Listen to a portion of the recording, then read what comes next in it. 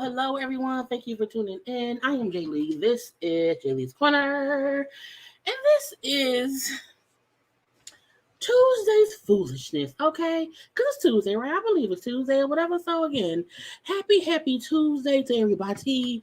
Y'all know what that means. It is Tequila Tuesday. It is Taco Tuesday. It is also TD Tuesday. Or terrific, whatever tea you celebrate, that is what it is today, okay? I have a feeling that I'm going to be ranting and raving a little bit today. Because I was like, what is wrong with folk? What is going on? And why on God's green earth are we having some of the conversations that we having today? Okay.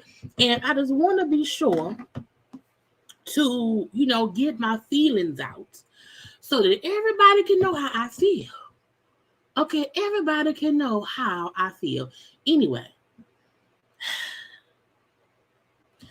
Hello, okay? This is a Foolishness chat, okay? Do not forget to do a couple of things, okay?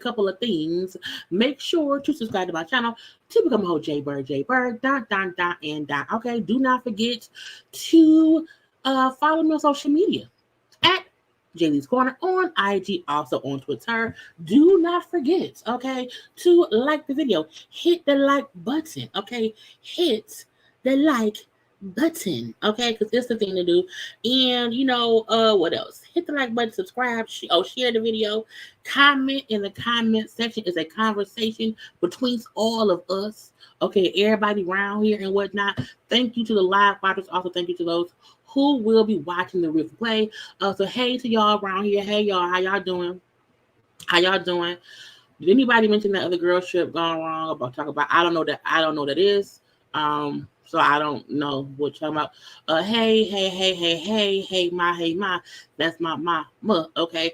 Hi to the people. I'm not watching the Golden Globe, but I will cover them tomorrow.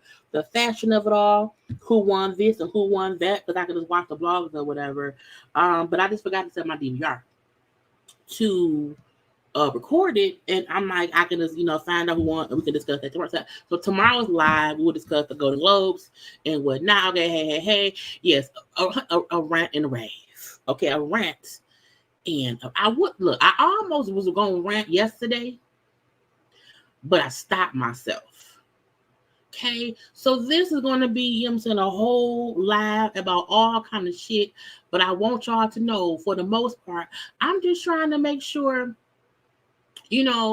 to handle what needs to be handled and what needs to be discussed or whatever from my perspective, not from me. Well, but man, okay, this man, that's all. This is my channel, okay, that's what it is, okay. But hi to the people, okay. I'm hi to. Oh, okay, I'm here. Hi, hello to all the people, okay, because I feel like, you know what I'm saying, people just don't know what to do themselves, and people just around here to rant and to rave. Okay, now y'all see the thumbnail, and the reason I don't have no like title with it, it just has, you know what I'm saying, some pictures of some people. But we're gonna discuss some other things, okay? And I know y'all want to hear me, you know, with the Maurice thing. We're gonna get into that a little bit later. Y'all know you do not start with the main event, okay? You work yourself up to the main event. So my conversation on Funky Dineva and on Maurice's The Funky Dineva Awards will be last, okay? Just so that you know. So I hope you are here to fully see me and hear what I have to say about all kind of stuff, okay? You know, but that's the gist of what's made. Because at first I was like, I don't want to. At first, y'all, I wasn't even gonna go live today. I was gonna rest today and then have lives Thursday, you know, for the rest of the week. But yes, last night, you know, I was a bit aggravated. I woke up this morning to a bit of aggravation or whatever, and then we see Maurice with the war things, which did not aggravate me. So y'all may be shocked at what I have to say and how I'm going to explain things or whatever. But again, we here to talk. Okay, so I hope everybody has liked the video. Girl, yeah, like the video already. It's 158 of y'all in here. Make sure to hit the like button and be active in the chat. Because if not, I don't want to be around here talking to myself. Okay, who wants to talk to themselves? Not I, said the cat. Okay, not I, said the cat. I would love to have a conversation with the people. Okay, with the people. Now, first things first, okay, that we're going to do is I have a couple of outfits of people I want to share. I did not do graphics for it. I'm going to go to their page because there's one person and I love 3 of her looks. And I said, let's see what it is. Okay, so first up, y'all, and I love this person. I really do love this. Again, we're getting right into it. Okay, we're getting right into it and stuff. We have Tracee Ellis Ross, who, in my opinion, can really rarely ever do wrong when it comes to the fashion. Okay, I feel like her fashion is always on point. Her in this golden boot with the yellow skirt. Okay, the brown shirt with kind of a greenish jacket. And guess what? It works. You want to know why? Because she made it work. Okay, and she made it work. Okay, now yes, she danced around her because she had her new blow dryer. You know, Pattern. I use Pattern Beauty. Okay, and she was dancing around because she has a new blow dryer out that I can't wait to buy. It costs $200. I gotta spend $200 on a blow dryer. Yes, you do, because I have curly hair and because I wear my hair natural, and I want to have a good blow dryer that, you know, the heat will help my curls. Okay, but yes, Tracee around here. Look at it. Look, I know you will hear me describe the outfit and say that don't work. Those colors don't go together. You do not have to always cohesively match everything if your colors are the same tone. The yellow, the 2 brown, because the bag is one set of brown, the shirt is another set of brown, the jacket is like a light green, okay, like a teal, it might be or whatever. You know what I'm saying? She made it work. And it shows you how you can dress differently. You don't have to be so matchy. Now it's the new year for me. I have not really been. I haven't really gotten dressed yet this year. I've been really easy in it because I'm crazy busy at work, and I want to be comfortable at work. And some jogging pants, some leggings, a hoodie. Okay, so I have not. Y'all probably won't. I'ma probably get dressed for my birthday, which is next Monday. That'll probably be the first time I put the clothes on. But Tracy's showing y'all how to put together something that you wouldn't think will look great. Okay, and there's the blow dryer. Okay, but my point is the outfit she wore, I like it. Okay, and I'm gonna review that blow dryer anyway. And look at that editorial. Okay, it's the leg tilt together. Okay, it's the boots, it's the purse right on the side. Okay, you can mix and match things as you see fit. So that's outfit number one. Let's move on to outfit number two. Okay, outfit number two. Come on now, leg. Give me that leg and hips and body. Okay. Again, okay, red boots with a black and white checkered, like square. Those like checkered. Is it checkered? No, it's like square. No, it's triangles. I'm like, what's the shape? The triangle. I don't know. I think it's a pantsuit with a red heel. Okay, with the hair popping. Okay, the curls, the red lip. Okay, you have to sometimes move around to get the right angle. Okay, you move stuff and you see how it looks. Okay. Look at this. Look at this. Come look at this. Somebody. Anyway, I'm saying though.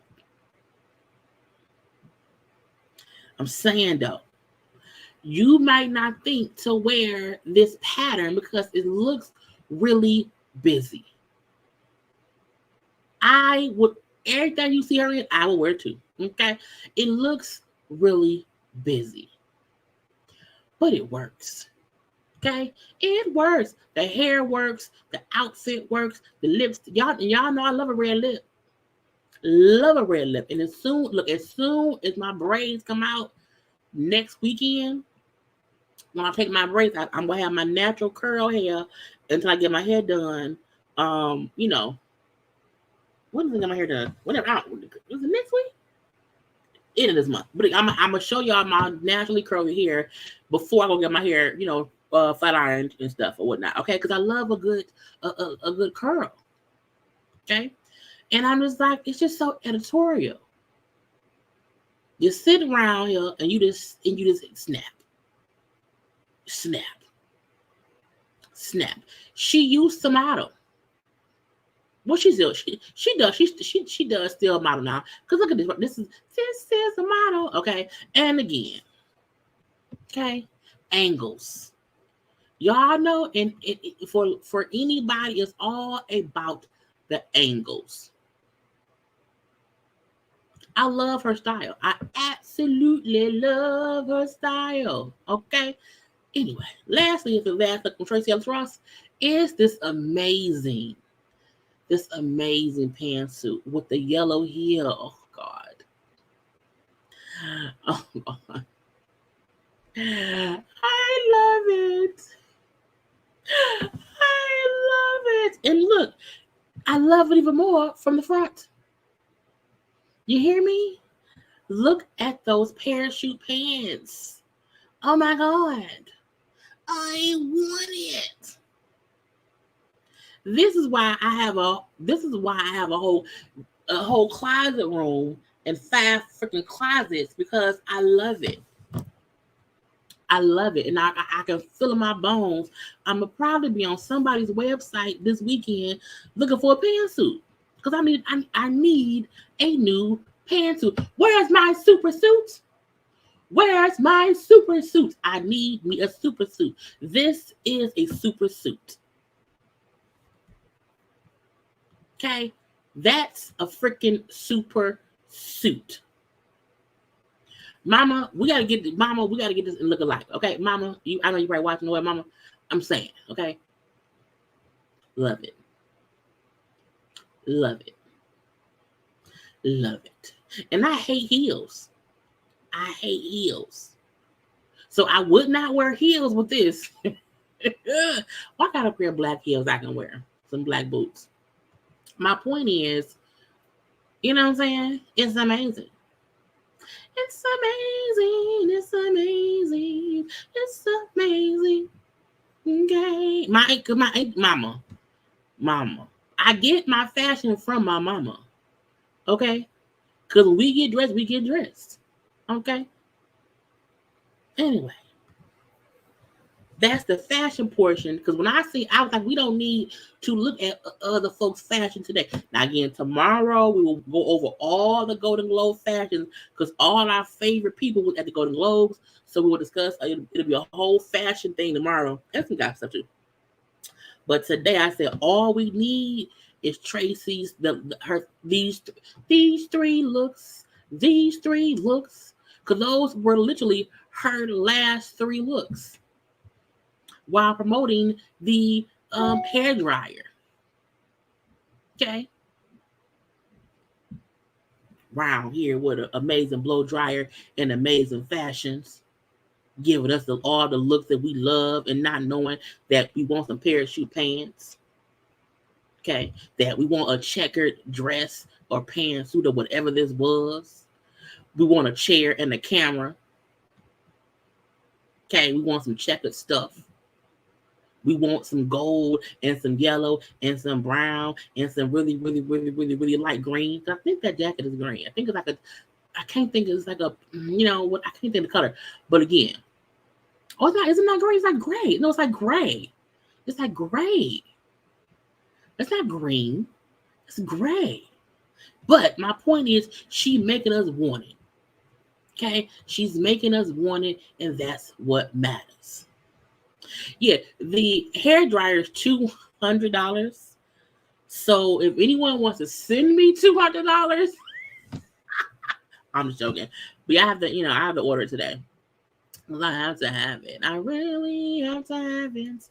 But and the reason, let me say, because there's $200, but you get a couple of accessories with it.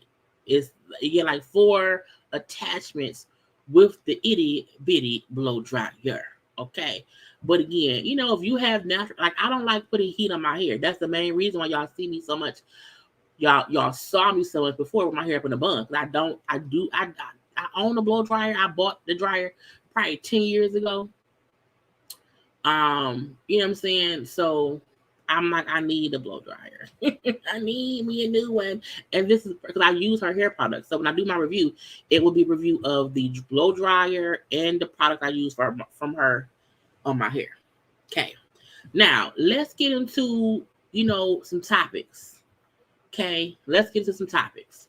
Because I believe all the rest of the stuff is, trying to see what Tracy is saying. Yeah, so Tracy just sent me, Bishop Robbery was also live, so we'll probably watch that again tomorrow. I saw a little bit of what he was saying, so Bishop Robbery will probably be included in tomorrow's live. So it'll be fashion and foolishness, okay, from Bishop Robbery. Well, let's start here. Let me go back to, let me share my screen. A woman won $43 million at a slot machine. Okay, she thought she won $43 million at a slot machine, but the casino told her, oh, it was a malfunction. You really won $2.25. And they then offered her a steak for her troubles. I said, nigga, what? How that happen?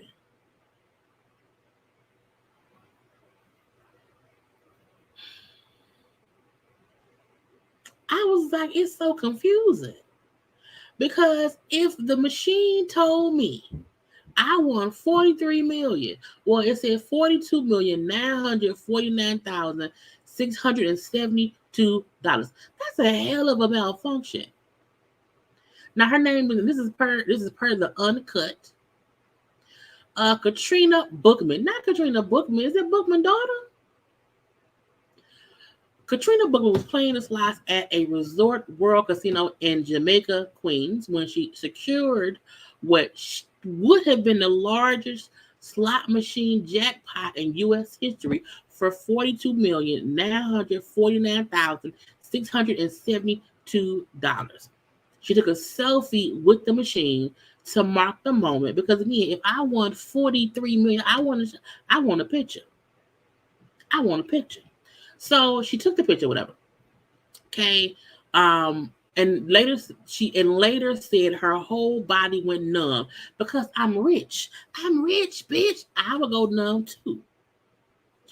Bookerman was told to come back the next day. First of all, if I win 42 million, no, pay me today. I ain't leaving. I take cash, check, Zelle, CashApp, food stamp, bridge card, whatever you want to do.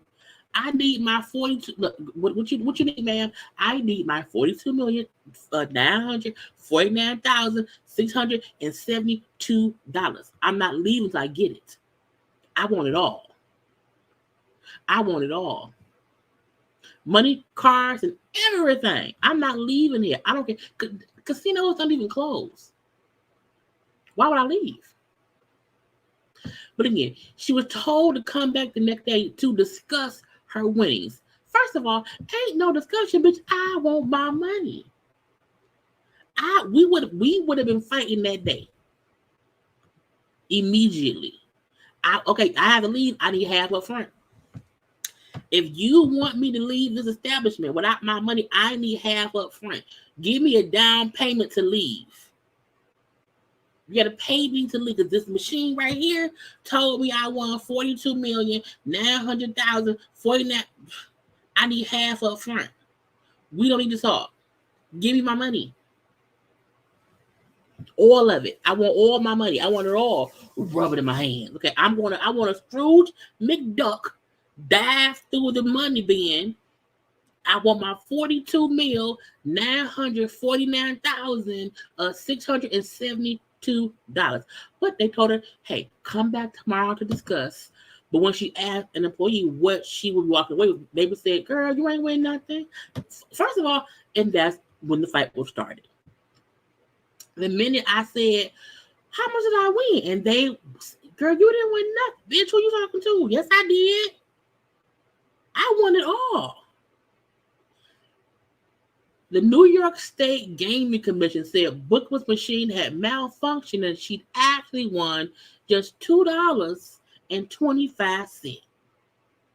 The machine had a disclaimer stating malfunctions void all pays and plays, which sound like we can fuck you in many ways if we don't want to pay you.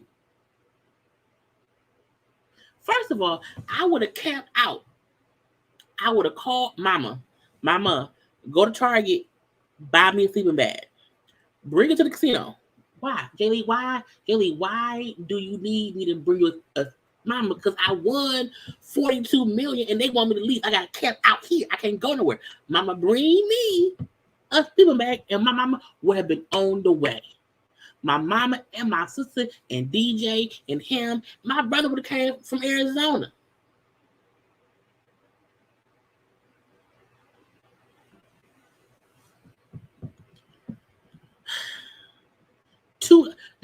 The disclaimer saying malfunctions void all pays and plays. Then what? Really? Well, guess what? When the machine said I put in $100 bill, that was a malfunction. It's that should void my play. I need my $100 back. I didn't mean to put in 100. I mean to put in $1. Give me my money back. Okay. I might not have voiced all plays and pays, and as a result, the commission said they were required by law to only give her what she actually won, which was $2.25. Oh, but as a gesture of goodwill, the casino offered Bookman a complimentary steak dinner. First of all, I mean, how good is the steak? Is the steak that good? Is the steak worth 42 million? If the steak not worth 42, look, I get y'all compare 43 mil. I need half. I need my half.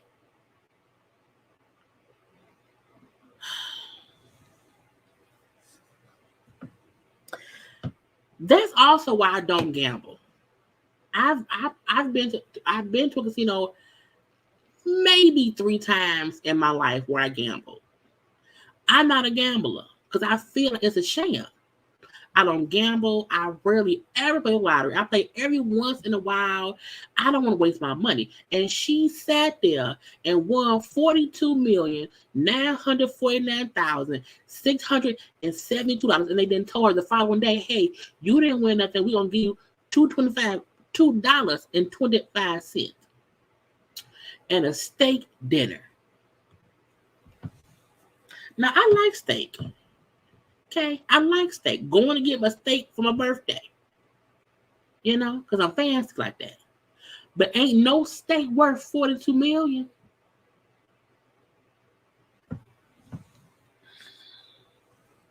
It would have been some. Look,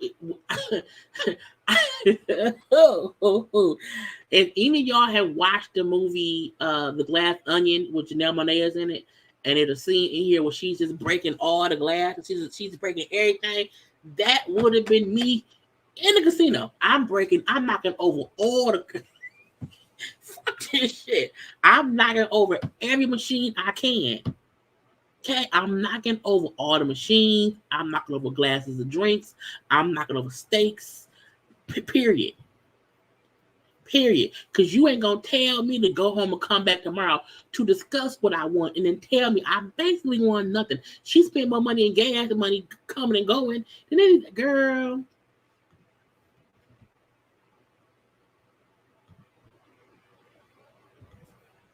Bastards.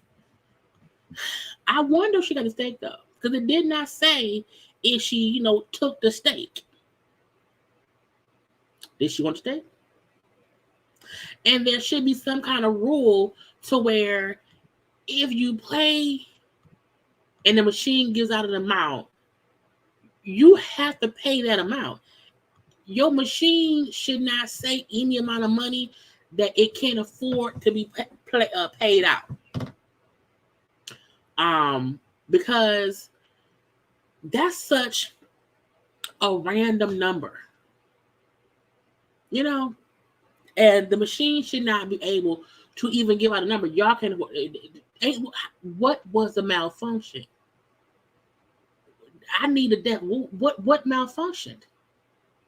Show me the proof that I only won $225. If you can't tell me when I saw the 42 mil or whatever, I saw that. You need to show me where you only seen 225. Show me that proof. But also, that's why I don't gamble. Because I don't have time knocking over every machine up in there and then fuck, I'm going to jail. Anyway, let's get to my graphic stuff around here. We have some good news and some sad news too, but we're going to get to it all. Okay, first of all, in sad news, we have to say condolences to Portia Gubadia and her husband Simon. Simon's mom passed away. She was battling with dementia. May she rest in peace. Okay, Portia wrote a whole nice little post about how great she was at. How great it was that she had met the mama, and how in the last few times they had seen the mama. The mama was was like aware or whatever. So rest in peace to Simon Gubadia's mama, who was Portia Gubadia's mother-in-law. Okay, may she rest in peace. Also, Kimmy posted the other day, Kimmy from Love and Marriage Huntsville. Her father passed away, but he passed away in December. So also rest in peace to Kimmy from Love and Marriage Huntsville's father, who passed away in December. Which is sad because Kimmy was going through cancer and stuff or whatever. So that's very, very hard for you to be fighting for your life and then to lose your parent. You know what I'm saying? Horrible. So condolences to both Portia and Simon's family, also to Kimmy's family, whatever family and all that stuff. Rest in peace to both of those people. Okay, now in some congratulations news, we have Chad Ochocinco surprised his girlfriend with a 7.5 carat ring for an engagement. Now they kept saying he had proposed to her earlier, like a year, like maybe earlier in the year, whatever, but he did not have a ring. So this was him finally give her the ring. Now the crazy part was, because it was video, but I don't know if I put a video up. We discussed Tristan's mom before when she passed away already. So we didn't want to, so we handled that on a different live. The fact that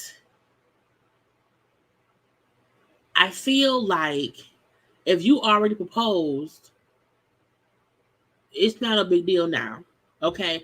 But separately, the fact that when he was proposed to her, he was literally, let me go to this page, because he was literally on one knee, and she didn't believe him.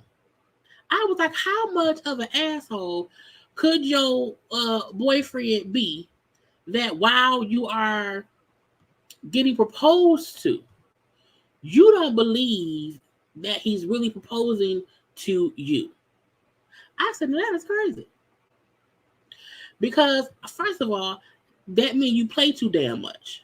Okay, and whenever if you are on bended, he was on bended knee. I can't. Oh, here she go. Here our page. To be on bended knee and to not believe, and I can't play the audio because I believe it's music. So let me add it. Okay, so the fact she didn't believe him because he's a jokester. And again, he proposed to her before and did not have a ring. And we now see he must do that a lot. I don't want to be with no man where I have to wonder if he really proposed to me because he's an asshole who joked too damn much. Okay? It should not take this long. Let me see if it's still music. It was before. Yep, see, I ain't playing. I'm not getting flat. Look, he's literally on bended knee. I'm down on bended knee. It took him a minute for her to realize he was for real.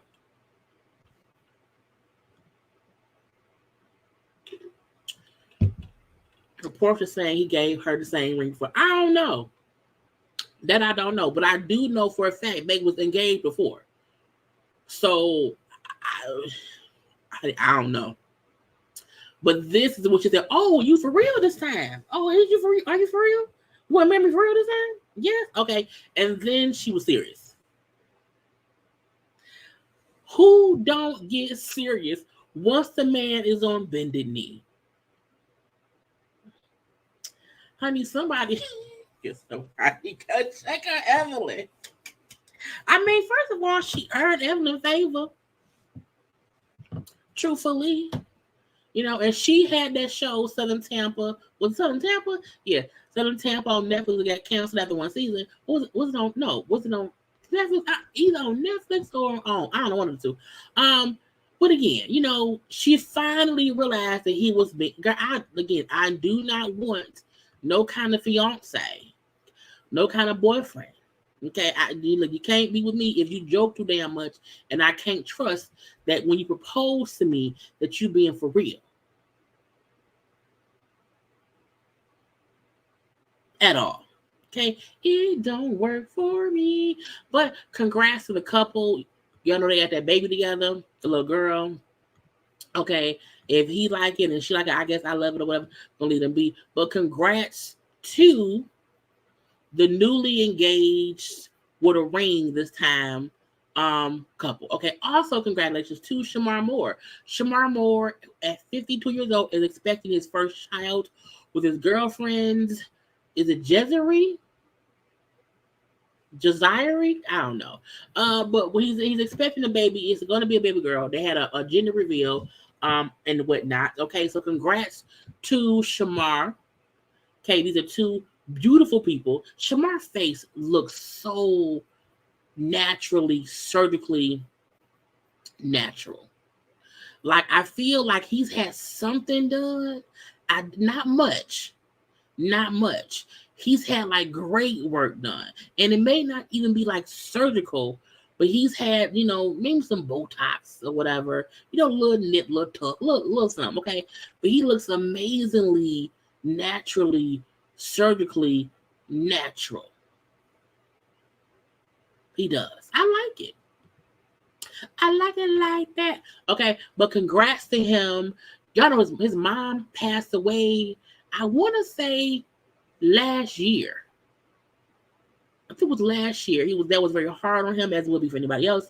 So him now welcoming his first child, he was so happy again. It's a baby girl. Now his girlfriend has a baby with a man who, to me, favors Shamar. I can't. Now if y'all watch, because he played who's he played? He played on Girlfriends. He played that. He was the baseball player who Maya liked to went to school. He's a bald head dude. I'm so mad I can't think of who her other baby daddy is, his name, but I know him and y'all know him. Yes, he was also on Being Mary Jane. He is also right now on The Equalizer. He plays Queen Latifah's ex-husband. Okay, so I want y'all would know him if y'all see him. Yes, thank you, Stephen Bishop. Thank you very much. Let me look at some images because I know I could not remember the man name, and I was like I'm like I said they favor each other, not a lot, not like they're not like twins. I'm not saying twins, but what I'm saying is, I was like, okay. She has a type, a good type. You hear me? A good type. Okay, that's go take the picture off. I can't remember. Okay, that's Steven or Stephen, whichever one. Okay, and I feel like he looked like another version of Shamar Moore. He don't look like Shamar Moore. He does not look like Shamar Moore. But to me, I feel like he favors Shamar Moore enough to where I feel like, okay, right, they can be cousins. They can be cousins. Not Maya Man Stan. Yeah, not as long as it was a Nick. I thank God. Thank God Nick ain't got no more babies. Okay, anyway. Let me you know what I'm saying, try to focus. Trying to focus to get things done. Next thing, okay. Congrats to them. Yeah, so congrats, baby girl. Great. Speaking of Nick, that was up next. Now they saying, okay, the neighborhood talk was saying, Radar Online is saying, the Jasmine brand is saying, a lot of people are saying that Mariah Carey is reportedly planning to file for primary custody of the twins. I said, well, I'm not surprised because, and as they're saying right here, the twins are always with Mariah because Nick has 10 other children. So as active as Nick was when the twins were first born, okay, as active as he used to be when he only had 2 children. Hell, when he only had 4. When he had just the twins and then the one baby with Brittany Bell, the boy. Okay. When he just had those few kids, he probably was a very much hands-on dad. Okay. But now Nick has 10 more children by 5 other women. And so I feel like her wanting to have, paperwork in place, like, okay, I'm the one who is the primary caregiver. Okay, so I should have primary custody because you're not getting that much anyway. And could it be a way for Mariah to be like, bruh, you doing too much and we don't need you? Not we don't need you, but like, I just need my kids to always know I got them. Period.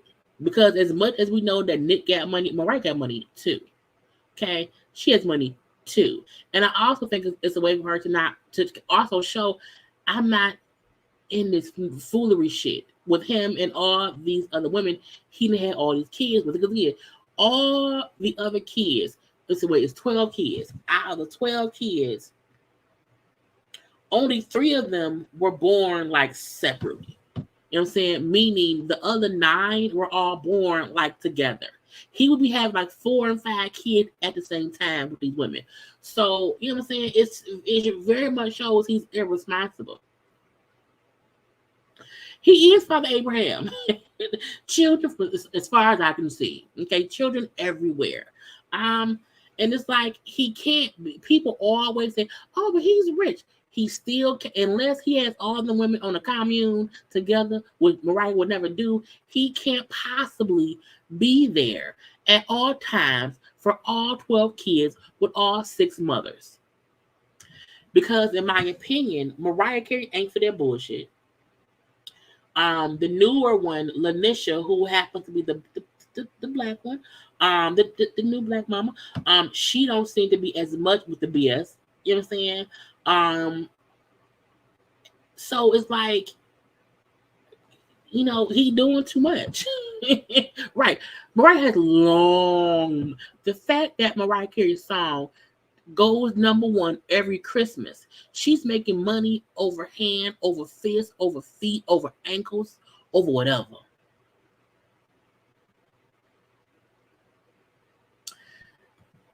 Nick can't be seeing the kids every other weekend. He had the pregnancy photo shoot. That's crazy too. Because when him and Mariah were married and she got pregnant and they had the little photo shoot, it was cute back then to see him, a family photo shoot with the babies and this and that and that and this. Now it's like every woman he get pregnant wants a pregnancy photo shoot. Now it's just expected. And then you have the quintessential, holiday, photos together. And I'm like, Nick, it's impossible. Like at some point, you not gonna see somebody on a holiday because it's only 24 hours in a day, for one. And kids open gifts up in the morning. All his kids are of age to where they like even the kids are, still they still talk to Santa Claus. You know what I'm saying? It's like what kid did not see their daddy for Christmas? Because somebody didn't. Somebody didn't. And then who has to open gifts either earlier or later because you can't be here. Now, maybe because, the newer mamas who got one kid, maybe I don't know. But the fact of the matter is anybody who has 12 children between 6 women, something got to give. And Mariah's like, you know what? I'm good. I will be the one to file for primary because of my kids because, again, I have time for you and your bullshit. Okay? So congrats to Mariah. Okay, Elder Barge. Up here arrested for weapon and drug possession. I'm like, well, not weapons and drugs. Ain't you too old for that shit, bro? Look, the Barge family has just bad luck. Okay, they're from Michigan. They're from Grand Rapids. Just a troubled family. I think every couple of years, one of them is getting into some kind of trouble. Okay, but Elder Barge was arrested for weapon and drug possession after cops allegedly discovered a metal baton, pepper spray, and heroin in his car. I said, now why the fuck do you have? I was like, why? Who is out here selling drugs to Elder Barge? I would not, look, let me get back on screen. I could not possibly sell drugs to Elder Barge. Why? Because I want him to sing. I don't want him doing heroin at all. But folks around here really selling Elder Barge heroin. I said, nigga, what? First of all, the fact that folks still make it and people still use it, I don't understand. I don't get it. I feel like drugs should just. I'm like, why don't drugs ever like this play out? But according to report, it says Elder. I already know what it says.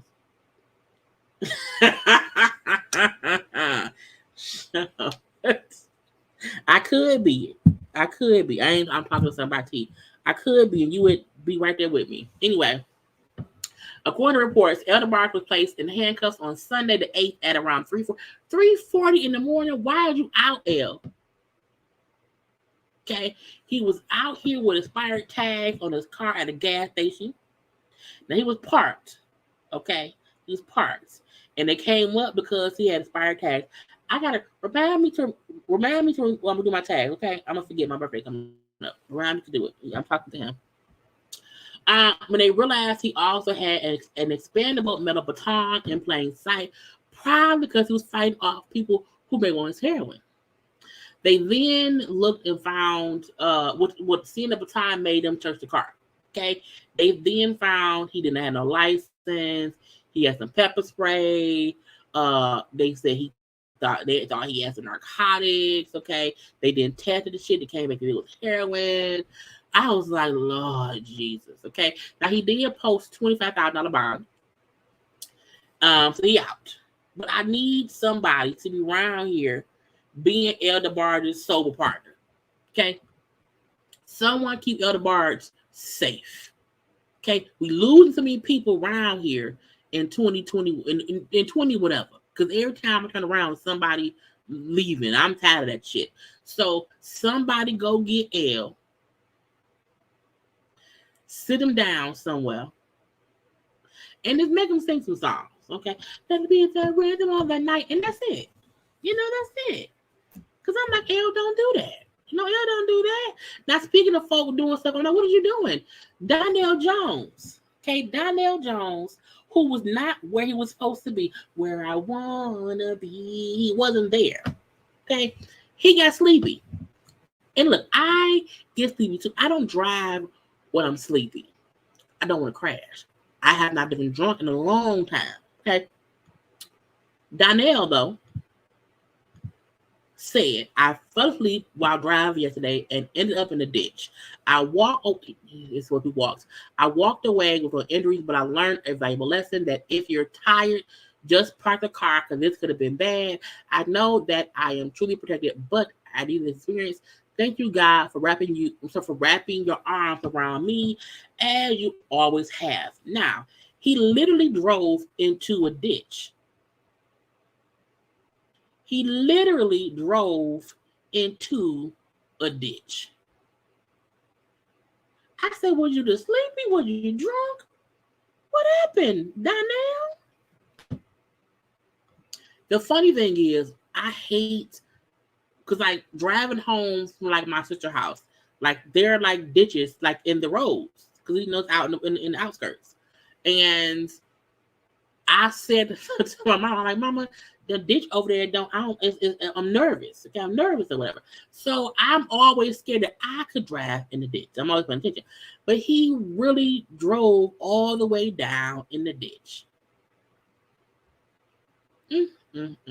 Messed his car on up. It's bad. Okay, but thank God he was safe and sound and out. He did not kill himself or anyone else. And the ditch is messed up. Just the ditch. Okay, let's move on to Tory Punk Ass Lanes. Tory Punk Ass Lanes, that's his official name, is around here getting new lawyers. Okay, now we know he was already found guilty of those charges in the shooting incident with Megan Thee Stallion, and he was supposed to be sentenced later this month. Well, they have pushed back one thing. They pushed back his sentencing date to February something. I can do the date. Okay, it's sometime in February. Okay, because he got new attorneys. Okay, the fact that his current attorney does not do appeals, so he had to get a new attorney. He picks a former attorney of Suge Knight. Now, not Suge Knight attorney who because Suge Knight is in prison right now. So this attorney is not someone who represented him when he got put in prison. It's someone who back in the day when it was something about a robbery or whatever, they handled some shit. I don't know. All I know is somebody need to put punk ass Tory Lanez in jail. Okay, put him in jail immediately. Also, like the video. Okay, but yeah, I was like. And again, it's a different lawyer who got him off for something else. Now, also, because I was y'all know our friend Megan, Megan the lawyer, she was posting on Twitter posting on Twitter. Where is that? And she was saying that she got 2 new lawyers. Not just one new lawyer, 2 new lawyers. Okay, so one new lawyer is David Kenner, who, used to be Sugar's attorney, and then Matthew Barhoma, who she said is known for his successes in vacating convictions for numerous defendants who face wrongful and overzealous prosecution and unjust charges. First of all, my comment, I'm so done. I comment and I said, first of all, that man looked like the damn the robot devil from Futurama, because he do. I feel like they want to get a new trial. They want to get an appeal. They want all this stuff. I just want Tory to get this out of America. Okay? Gone some damn well. I don't think he needed a new trial. This went on long enough. Let him go to jail. Get him on my face. Okay? So I'm hoping he does not get a new trial. Even if they send him to jail and he has to sit in jail while filing for an appeal, I don't mind that. But I don't want them trying to push this shit out and vacating shit. Okay? Get Tory out of America. Yeah, the fact that sentencing is postponed so he can file for a new trial, and the reason he went ahead and got a new lawyer because his kid. And who hires a lawyer who doesn't do appeals? To me, that shows how much he felt like he was not going to be found guilty. You pick a lawyer who can't appeal shit. What have you lost? Oh, I can't stand that nigga. I can't stand that nigga.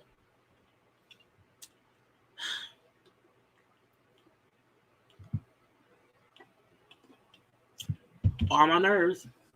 Speaking of people I can think on my nerve, the fact that Soulja Boy went on live to blast the rap community for not supporting Meg Thee Stallion.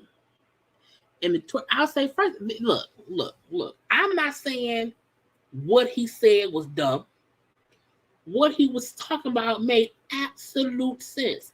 However, Soulja Boy is also somebody who was beating up on Teddy Riley's daughter.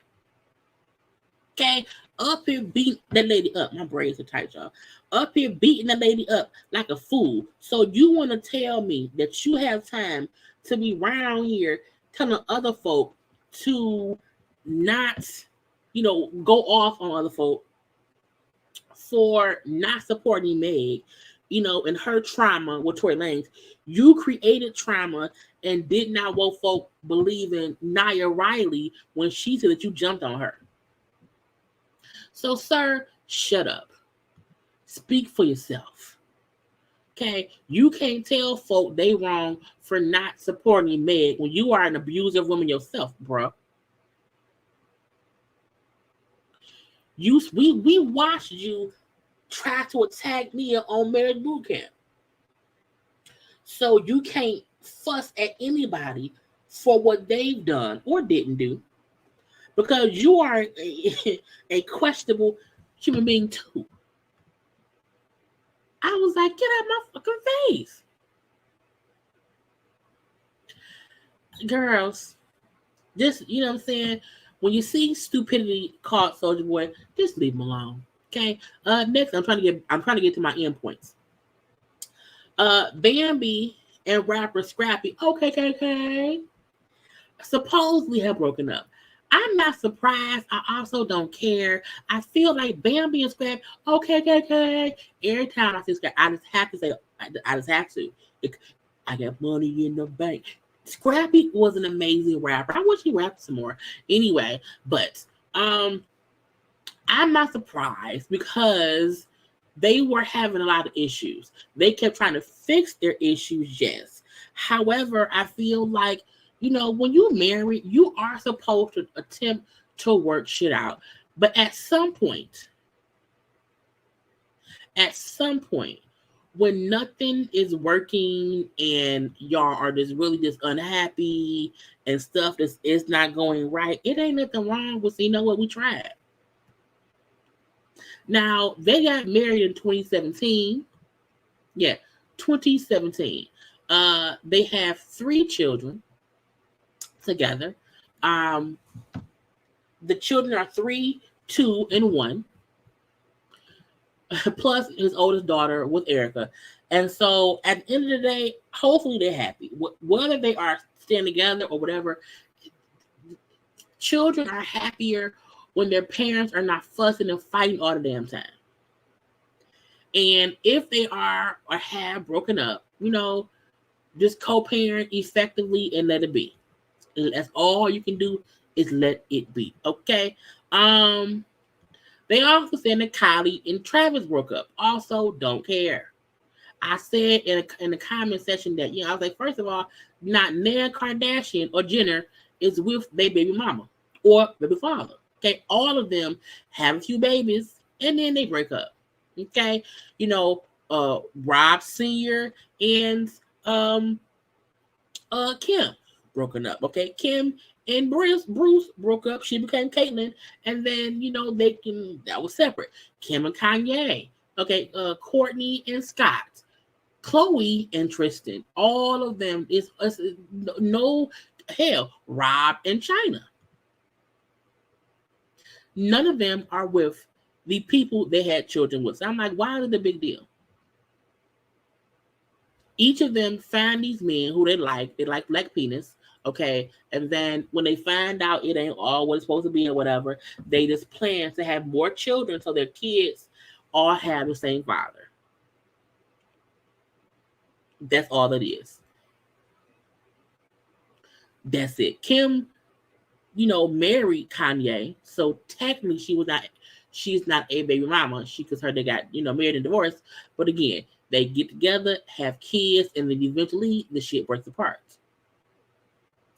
They are highly, they are baby mamas. They are. Kim's an ex-wife. Well, Kim's an ex-wife. Chris is an ex-wife. Okay. Kylie, Chloe, and Courtney are baby mamas. All up and through. Anyway. What's next? Oh, let's get to this, and then we can get to stuff. Okay. But first, take a second and like the video.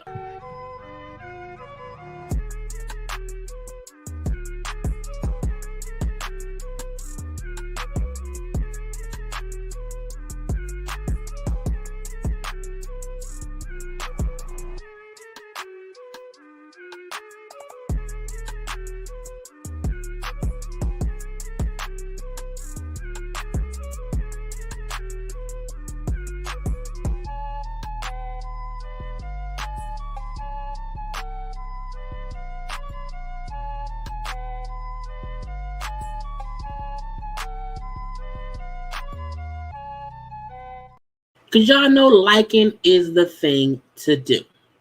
So this was the first thing that aggravated me yesterday. So an artist who was on Gucci's label, okay, a young man who died recently, and he died of a drug overdose is what they were saying, or I think they said it was an accidental drug overdose and whatnot. But a drug overdose nonetheless. Now, for some reason, he died in like September, but his family was on social media saying how money that Gucci Mane gave for the funeral wasn't shit. Wasn't this and wasn't that. First, they started saying, like, he ain't paid nothing. Gucci didn't pay nothing. Gucci promised to pay for the funeral. He ain't get shit. I was like, wait, what? Now, let's go to my thing. Let me share what the people were saying, okay? Because it was a sister. It was also a brother or a cousin who were allegedly, trying to make it seem as if Gucci did not pay nothing. They was first saying nothing. He ain't get shit. He ain't get nothing. Blah, blah, blah, blah, blah. Now, I could have, went ahead and downloaded shit. I ain't got time. I didn't care enough to do all that. So, of course, I'm going to push play and y'all going to listen, okay? Let's get to the first thing we saw, which was the cousin friend, okay? Listen up. When Pops and them called you and asked you, you the one told them folks that you gonna pay for the funeral. You told them that you gonna pay for everything. The minute that them folk called your phone to see if you gonna pay for the funeral, you blocked them. That's not real, cuz. On God, that's not real. You ain't straight. You ain't straight. That's them folk. Come on now, cuz. You plug. On God, that ain't straight, cuz. You on here trying to act all real. You post this guy talking about some long live him, bro. You ain't do nothing, cuz, on God. And you ain't getting them chains, cuz. You can't get them chains. There's no way you can get them chains. It ain't no way that's happening. Come on now, fool. You tripping, cuz.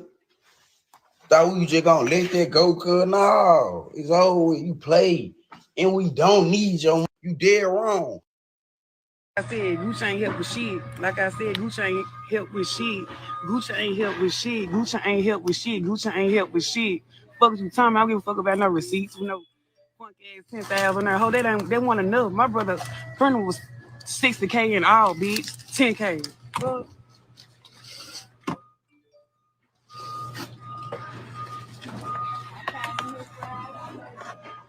It's still fuck you. It's still fuck you. It's still fuck you. What's 10 to 60? What's 10 to 60? What is 10K to 60? I said, you change. Funeral paid for. That 10K went to a flowers. Flowers high as fuck. We still got a casket. He getting cremated. He getting put up in a museum. Bitches. The bitches would not be able to walk on my brother's grave. He ain't getting put in no ground. He ain't getting buried with no chains. He not getting them chains back. Period. At the end of the day. Fuck them receipts that Annabelle uploaded. Fuck Annabelle. And them receipts. Like I said, we only received 10,000. What the other 10 is, I don't know. But yeah. Yeah. I'm at work with my feet up, making boxes. Yeah, let me go ahead. First of all, if your people die, unless they job had the insurance policy that they had to pay out, your family member death ain't their job to pay for. That's thing one. Thing two is, why the fuck was it 60,000? Was it a funeral? Was a tour? When Aretha Franklin died and had her tour, okay, because Aretha Franklin had 4 or 5 funerals here, went to different locations, had casket changes, had clothes changes. That costed a lot of money. Had a whole bunch of pink Cadillacs or whatever. That will cost money. Why did a 22 or 24-year-old who he died of he OD'd? Why was this a 60K, 60,000? Right. In a museum. Bitch, did you mean mausoleum? Did you mean mausoleum? I feel like she's so dumb that she said museum. Because I'm like, this bitch, he'll be able. I said, bitch, did you mean mausoleum? Which to me means the sister's stupid too. I was like, girl, and you up at work. You are literally at work. Bitch, you broke. You know what I know? Because if you're telling us that 20,000 or 10,000 ain't nothing, you could not even afford to take the day off work to rant on social media. You ranting at work, making boxes. And ain't nothing wrong with UPS box. I need UPS boxes. I do. I send shit. Ain't nothing wrong with anyone who works for a living, who work at the UPS, but you can't work at UPS making boxes, bitch. Can't take a day off work to rant on social media and then say that someone giving you 10 and 20K is nothing.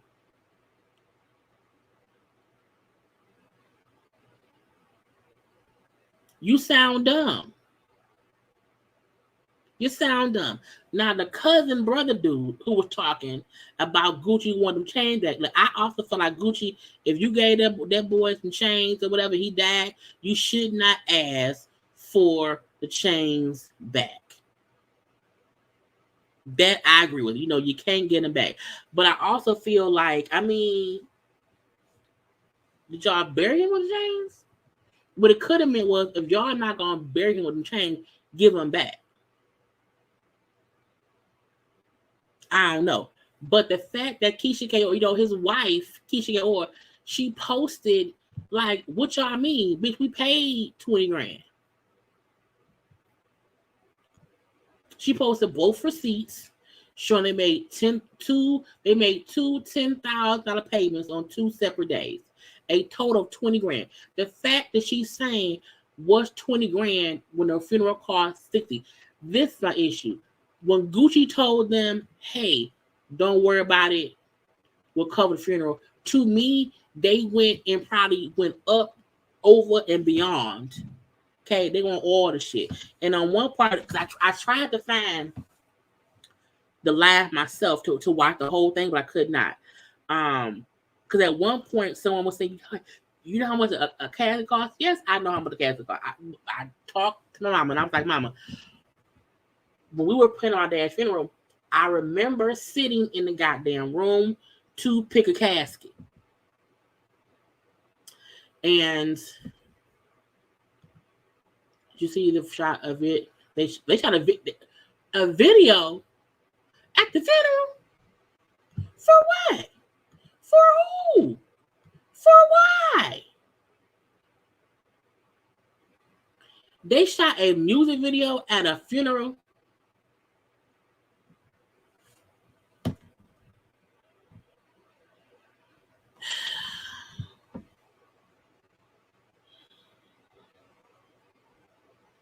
They not gonna get in heaven. You can't be around here shooting music videos at a funeral. That ain't how it works. That ain't how it go. That ain't how it should be. But I know for a fact, you can't tell me that me paying $20,000 for a funeral is nothing because y'all spent $60,000. Now the daddy went live too, because it was the brother cousin who went live, the sister who went live. You then had the daddy who went live. Let's listen up a little bit.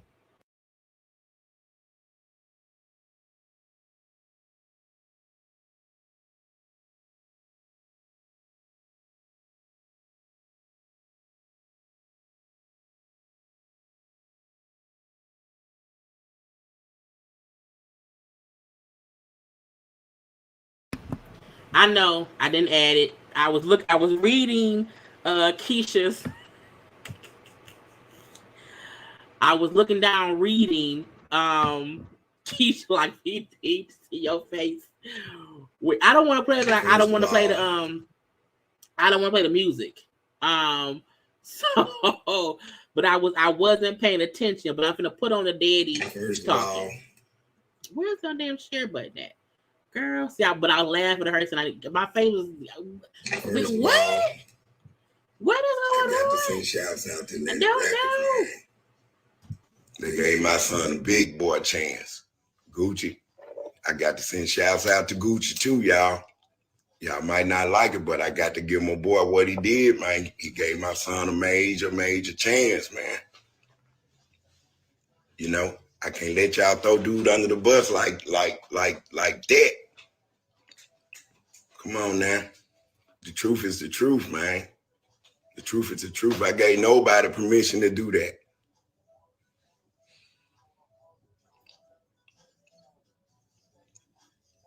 Come on, y'all.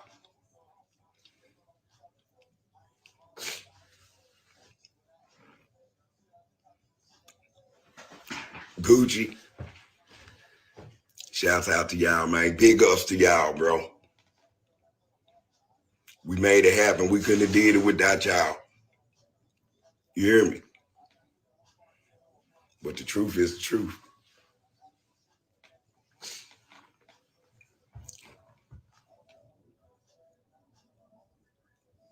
I don't know how this got out of control like this, y'all. It's ugly.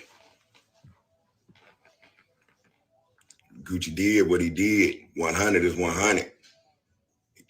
You know. I'm the one ain't looking for nothing. I just want what rightfully belong to my son. I ain't asking for nothing else. I don't want nothing else.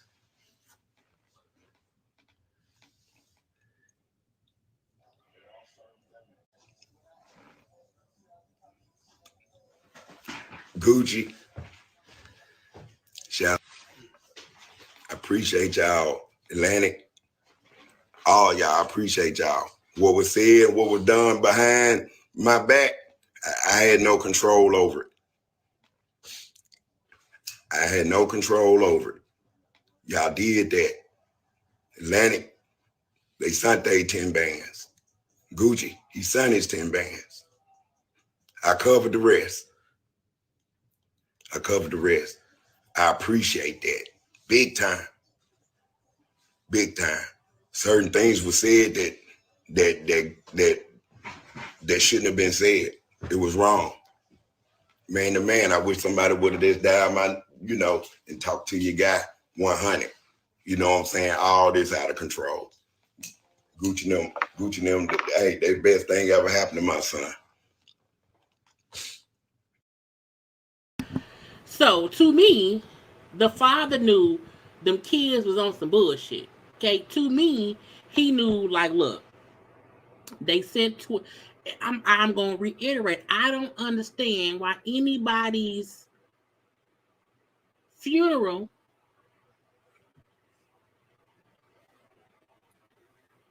$60K, and the $60K out 60.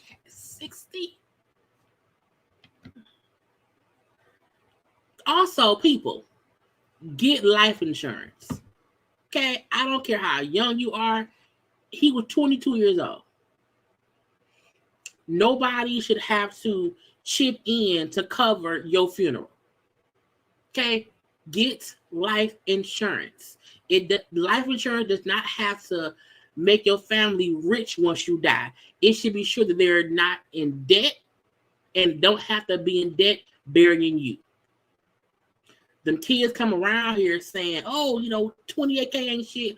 To me, the funeral shouldn't have cost $60,000. Did y'all have all the flowers?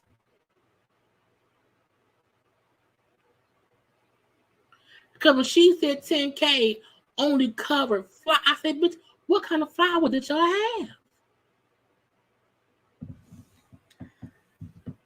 People, get life insurance. Because if you don't and you die, your family should not be held responsible for having to bury you. Like, people should not be around here really having to have GoFundMes and fish fries and chicken fries and just fundraisers to bury you. You should make sure to have a policy that at least covers your burial. I don't want to play it. I can't play the video because I don't want to. It's the sound of it all, and I'm not trying to play with YouTube. Okay, I ain't trying to play with YouTube. But they pass out weed goodie bags. Who does that at someone's funeral who died from fucking ODing? And I know you can't OD from weed unless it's lace. But my point is, why y'all, girl? Funerals can be very. Look, I also talk, and I know I can. I feel okay sharing this because I talked to mom and I'm like, we laughed about it just yesterday when my dad died and we were at the funeral home, picking out a casket. And again, I don't remember. I have these pockets of memories. It's nothing is a full memory of all that time when my dad passed away. But I remember us being there in the room, in like a conference room, looking through the book to pick a casket. And I don't know who, somebody asked something about, well, how much does that one cost? And my mama said all I hear is her voice. And she said, the cost don't matter. We don't care about the cost. Because it's getting paid for. Because my parents are responsible. So it wasn't even an issue about how much the casket could cost 18 million, well, not 18 mil, but it was like, you know, it don't matter what it costs because we have the coverage to get it paid for. Okay, so you should plan for that kind of stuff. And if somebody don't have coverage for their funeral, hey, get the cheap. What's the cheapest? What's the cheapest? Because you know that person did not have any insurance. But to this day, the one thing I remember about that day is my mom saying, it don't matter how much it costs. We're going to get whatever we're going to get. Because you do not ever want to get to that point and you worrying about how much something costs. We not looking at price tags at all. And when we walked into the casket room, I broke down. I said, oh, hell no, bitch. Oh, not today. I could not stay in that room. Because this is what, you know what I mean? But I'm like, yeah, you should, that time is already so hard. Ain't nobody got time for fucking prices. Bitch, fuck the price. It's a damn price. We're bearing somebody. And these fools up and fussing about $20K not being nothing. Bitch, who told y'all to spend fucking $60,000 on a funeral? Made me mad.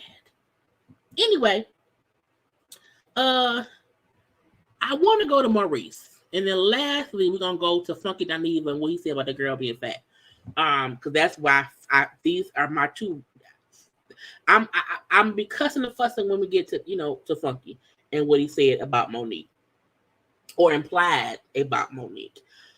Y'all know Maurice from Love and Marriage of the Huntsville. Well, Maurice out the blue, I was like, what is he talking? I was like, what? But someone sent me, they tagged me in a video he did, and at first I'm like, what is this shit? I'm like, a fucking Dineva. I'm like, what? I was confused. Now, let me go to his page and say what he said. Y'all know Maurice is on Maurice. There y'all. Y'all know Maurice is on Love and Marriage Huntsville. Y'all know I review Love and Marriage Huntsville. I had been reviewing Love and Marriage Huntsville since season 1. I think I did the end of season 1. So Maurice did, his caption said, and I'm gonna play the audio later of what he said. We're talking about. So Maurice said, I've been wanting to do this every year, but it seems like this is a year of action. So no further ado, I will be presenting the Love and Marriage Huntsville Funky Dineva Reviewer of the Year Award for Best in Category. He hasn't given me the permission, but in honor of Q, I'm doing it anyway. Okay, and it's men, women, couples. Okay, so that's what Maurice posted. Okay, now y'all, if most of y'all know that I posted the actual thing up earlier for y'all to watch uninterrupted, but now we're gonna watch with my commentary, and I'm not gonna do much commentary, whatever. But again, we're gonna see. Okay, we're gonna see. Hey, how you guys doing today? I got a really good treat for you guys. We're coming to the end of Love and Marriage Huntsville season, so I wanted to give the Reviewer Awards. I'll be giving this award in honor of Funky Dineva. Funky Dineva actually, we'll call it the Funky Dineva Awards, even though I haven't got permission from Funky to name it the Funky Dineva Awards. But Funky Dineva actually changed the trajectory of Love and Marriage Huntsville. and his reviews were so on point. They were hilarious. And we can see everything that he's done with his career after reviewing, because, you know, you see him on television, you see him on radio, and he's always doing some really, you know, creative and insightful things. He's a really, really good person to model your career after. So I saw people in my comment section even earlier today on my video saying, well, I wasn't invited because of Funky and blah, blah, blah, blah, blah. Season 1 of Love and Marriage, I watched it, but I wasn't fully invested until the end of season 1. And that's when I started reviewing it. I didn't see any reviews when it first came out. But I was already reviewing shows. So I don't recall Funky reviewing the show from the beginning. I know he eventually did. And I also felt like it's because Funky Dineva Funky Dineva to me is no longer a YouTuber. Funky Dineva to me is fully, he is a media person. He has surpassed being a YouTuber. Does he do YouTube videos when he wants to? Once you get to the point of not having to even do YouTube shit, to me, you're no longer a YouTuber, because you surpassed being on YouTube. I also feel like each YouTuber's fan base started watching Love and Marriage Huntsville based on their YouTuber. Like, some folks who watch me watched it because of me. Some folks who watch Scotty did it because of Scotty. Some folks who watch Rox, you know what I'm saying? Rox did not start reviewing the show until, I believe, season 3. She binged it and then started it. So Rox wasn't reviewing from season 1. But I still feel like certain people started watching Love and Marriage based on whatever reviewer they watch. Maybe more recent only watch Funky. I don't know. But I know I did not start watching because of Funky. But I was already reviewing the show. I also feel like we don't know who, first of all, we don't know who was first, because none of us watch everyone on YouTube. But I say that to say we can't be so subjective to feel like everyone saw the same reviews, the same reviewer. Because some people only watch some people. Some people who watch Ashley only watch Ashley. They may not know I review a show. They don't watch me. Right. Rodney Rock got you to watch it. You remember Rondi. You remember Scotty. That's my point. Everybody know of somebody different who got them to watch the show. This is not my defense in what Maurice said, but because I saw folks in my comment section, you know, chiming in with their show. I'm like, well, let's have a discussion. That's part one. But I do feel like each person's fan base watch shows because of them. That's my opinion. Everybody that's out here doing reviews, I wish them nothing but success and professionalism, and also taking it to the next level. So in honor of Funky Dineva and the one who actually put Huntsville on the reviewing map. Now that was some bullshit. That was some bullshit. I don't think I don't believe any one YouTuber put that show on the map. I believe the collective, the many YouTubers across YouTube who have a fan base made that show popular. One Funky Dineva did not single-handedly make that show pop at all. Because if one person can make that show pop, y'all would have the same ratings as y'all had in season 1 in this season. Y'all did not. Y'all did not. So to me, that's shitting on all the YouTubers who take our time to review this shit. Period. So I feel like no one can say, any one person, you can't say that Funky was the one who put that show on the map. You can't, because YouTubers have their subscribers and they watch based on that. You can't put the success of one show on one person. You can't. You cannot. So that was complete bullshit. I want to give this year's nominees. In the male category, we have DJ Richie Sky. Okay. We have Kempire. We have Rodney the Voice, Giving You the Real Tea, and Scotty by Nature. In the female category, we have It's Rocks, Ashley Miller, JayLeesCorner, Misha IMO,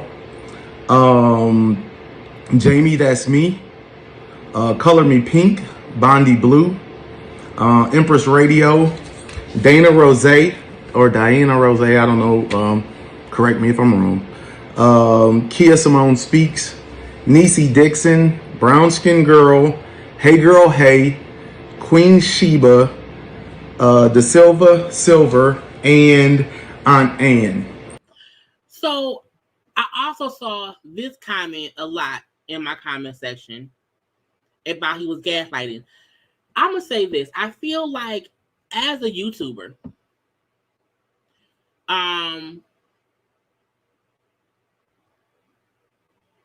I appreciate if the people from the show I review see my review and appreciate my review, even if I'm talking cash shit. Because y'all know I talk cash shit about Maurice and the siblings a lot. So I'm gonna say this. In my personal opinion, I feel like because I review shows and because I review different shows, some people I like, some I don't. My review is always based on my opinion. So it's subjective. So I don't want to be so blinded by who he picked and feel like he's trying to gaslight, because that means, does that mean that I'm not a good reviewer? And I'm not saying his opinion makes me good, but I feel like people have their opinions on reviewer the same way we have our opinions on the cast. The one thing I did not agree with that he said so far was how he feel Funky put the show on the map. That part I don't agree with at all. I feel like the collective of YouTubers who review these shows is what does it. Not just me, all of us. All of us is helping this show. I wish he would have said that. However, I feel like I'm appreciative that he's giving just even, he's saying that he watches our shit and he appreciates whatever. Because when Candy went on a YouTuber promo tour,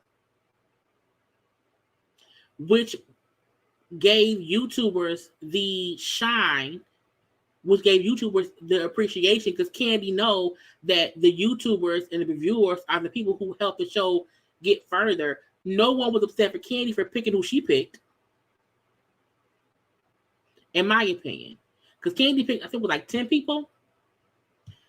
That was a great thing for all the people involved. But if someone would have said, well, Candy around here gaslighting whoever she did not pick, or trying to pick or whatever, I'm like, what? I did not get it. I'm like, Candy did kind of the same thing. She gave shine. She picked YouTubers for whatever reason it may be. And did whatever. Even Mel, Mel has been on IG recently, and when she go live on IG, she allows bloggers and YouTubers to come up to answer questions. So I was like, you know what I'm saying? So it's like, do we not care if the people we review Do we not want them to acknowledge us? Because I do not agree with his notion that Funky did whatever. But that's his opinion. The same way my opinion on the show and the people, you know, can be this or that. It wasn't a vote. It was his, it's his opinion on YouTubers he watched who reviewed the show. So it wasn't a real, like, let's have folks vote. In my opinion, the same way I pick which shows I review based on what I want to watch. And again, I'm not trying to defend Chit. He said I would have surprised. I'm like, why is it people is? I think people is mad. I was so confused when I was looking at my comment section from the video I posted earlier, and I was like, but I just did not get why people were upset about him saying, "Hey, these are the folks on YouTube who I see who review our show, who I think do a great job." Now, he did not need to say it was the Funky Dineva Awards because Funky don't even review the show no more. It could have just been the Reviewer of the Year Awards. It did not have to include Funky at all, but that's his business.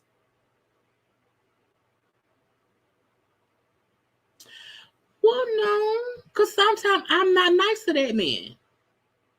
A lot of people he picked ain't nice to that man.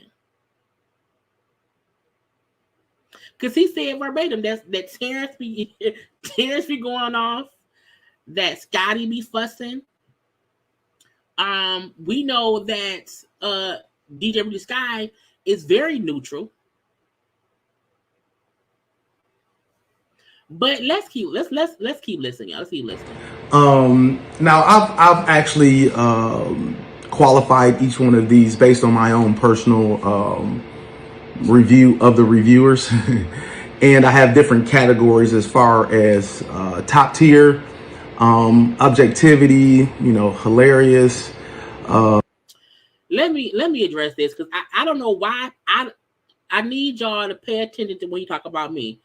He did not call me he. He talked about me. He then said, "Giving a real tea," which is Terrence's channel, and then talked about Terrence, who is a man. He did not call me a he. When he said "Giving the real tea," that's Terrence's channel name. That's not me. I'm JayLeesCorner. And he kept saying she when talking about me. So if y'all thought that's not what happened. And when he gets to that part, because somebody posted that on his page, I'm like, he didn't call. And I went back and listened, like, he didn't call me a he. Because that would have went off. Humor, insight, wisdom, the ability to tell the difference between what's story and what's reality, and those that think logically, those that are objective, those that bring insightful viewpoints.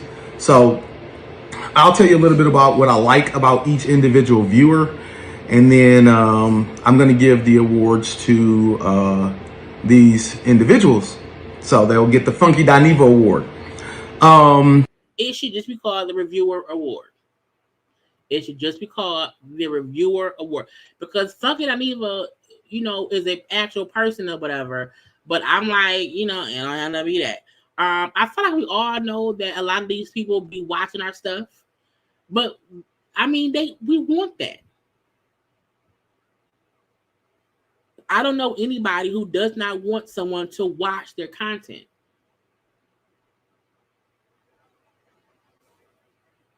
So I'm not, but I know they be watching. Plus, you know, we interview these folks, whatever. Like, we can't, you know what I'm saying? We follow the, you know what I'm saying? Because I follow Kimmy. You know, we've interviewed Kimmy before, so I feel like, you know. Number one, I'll start with Rodney the Voice. First of all, his laughs and his rants are hilarious. With Kimpire, I love his objectivity, his professionalism, his insight, and his humor. And he has some real good shade, and he has a nice, good pause after he throws his shade to where he lets it sink in. I love DJ Richie Sky. I love his ability to see the TV portion versus the reality portion. He doesn't get lost in the sauce, and he's a genuinely positive guy. Thanks, Mom. And he's a good person with depth. It's Rox. Oh man, she's absolutely hilarious. She has different characters and different voices. I love her wisdom. I like the fact that she can get into her review because she's giving it from a personal perspective. Her jokes and her tone is extremely engaging. Misha IMO. I absolutely love her insight, her humor, her shade, her objectivity, her sayings, her intellect and wisdom. And when she says, listen, I'm talking to you, you probably should stop and listen because she's very, very insightful. And she's extremely logical. Courtney and Eddie, that's a couple team. So they're going to give you balance. They're going to give you humor. They're going to give you objectivity. They're going to give you real life. You get a chance to see things from a male perspective, from a female perspective. So I kind of like that balance that they play off with each other. Sometimes Eddie gets a little too funny, but Coco brings him back around. Ashley Miller, she's extremely funny. She is intuitive, and she has the best random stories about her life. Like she'll just. So I just want to know. I want to know. You feel like he's making a joke of us. What has he said? Like what was a joke about him talking? What he said about his rocks? What was a joke of him talking about Ashley? Because I watched them too. So I almost feel like the positive things he's saying about people, y'all making it seem like, and I'm not saying everybody, what I'm saying is don't shit on people who are getting acknowledged. Because and I can only speak for me, Maurice mentioning my name ain't gonna make me change how I do shit. So it's like, if y'all don't get that when someone is saying something positive about people, for y'all to make it seem as if, well, that can't be, he playing in your face. It's like, so I'm not funny? So I'm not logical? Rox isn't hilarious? Ashley do have hilarious out the blue stories in her videos. So y'all up here talking cash shit about Maurice, who was saying at this point right here, he's saying nice things about people who consistently review the show and have been for the past couple seasons. So before you comment and say that what he's saying, he's playing in your face, it's like, the fuck you mean? Rox is hilarious. Ashley is great.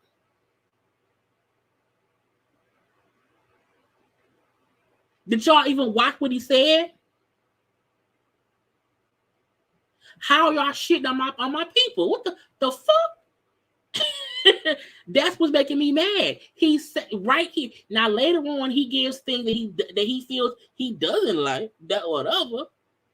And yes, he's saying things that let you know that he watch people.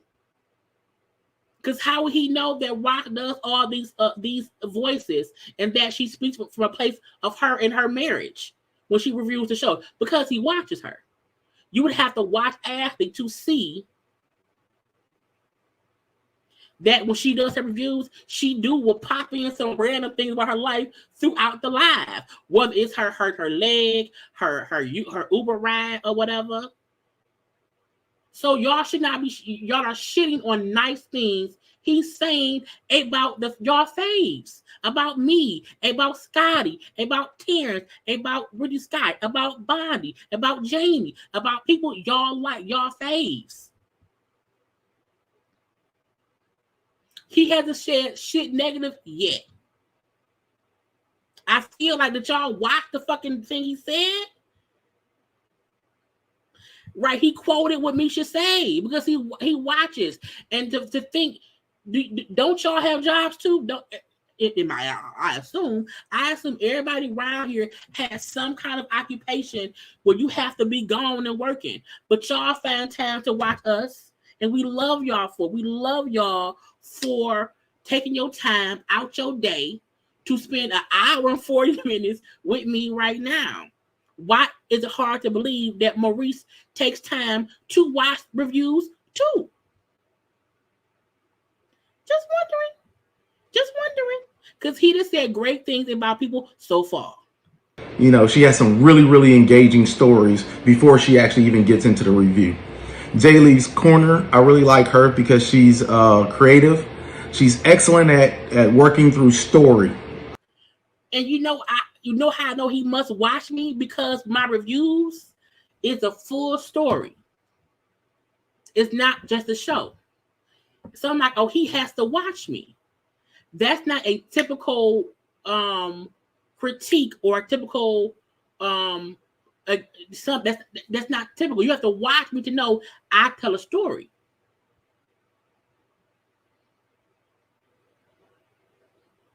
I appreciate somebody from a nationally syndicated show acknowledging the hard fucking work we all put into doing this. That don't mean everything you say I agree with now, because I don't. I told you I don't think fucking Danny was the one who started shit. But he's giving positive affirmations in what he sees, and people who take time to not only watch their show, take notes on their show, review the show, and put out content consistently while also working full-time jobs, having families and dogs and whatever else. But again, I don't agree with everything you said. You know? Right, Mama. It's not a generic comment. It's specific to each reviewer. He's not just saying bullshit. He's not putting them ourselves. Now, I don't know if he took his time to make this up or whatever. I don't know. What I do know is I can appreciate, because I know how hard I work personally to get your content every day. So when I saw it, I was like, oh, that was cool. That was cool. I fucking didn't start this shit for the show, but that's cool. Giving you the real tea. I love his over-the-top foolishness. He has lost a lot of his objectivity, but his humor makes you tune in. And beware, because he also has a foul mouth.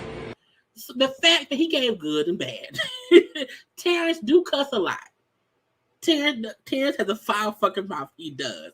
But Terrence is hilarious. So again, he's giving props to someone who he feel isn't even objective to him. But he could have made a list of only people who is on their side. He could have only gave not clout, I won't say clout. He could have only acknowledged reviewers who are positive that he never does shit wrong. He picked people who, because I have called Maurice out on his shit plenty of times. Terrence and Scotty do too. You know what I'm saying? People call him out on his shit. So to me, he did not give a list of people who will kiss his ass. He doesn't. So I feel like people, because we know Maurice be full of shit. Y'all know Maurice is MLK. Martin Luther King per mail. So, you know, we always have some kind of way that we like, oh, Maurice, fuck you, because, you know, them Scots. But you have to be able to be objective. To know that it's someone who you call out on their shit, but if they say something that it to me, he can't gain shit from this. He can't. You mentioning me won't make me say you not doing whatever. Because y'all know me, I call it how I see it. Most of the folks he named does that. He named some of the realest YouTubers in the game. You think Bonnie gonna change her point of view, or Ashley gonna change her point of view, or Rox, or Scotty, or Terrence? Hell no. Or me? Hell no.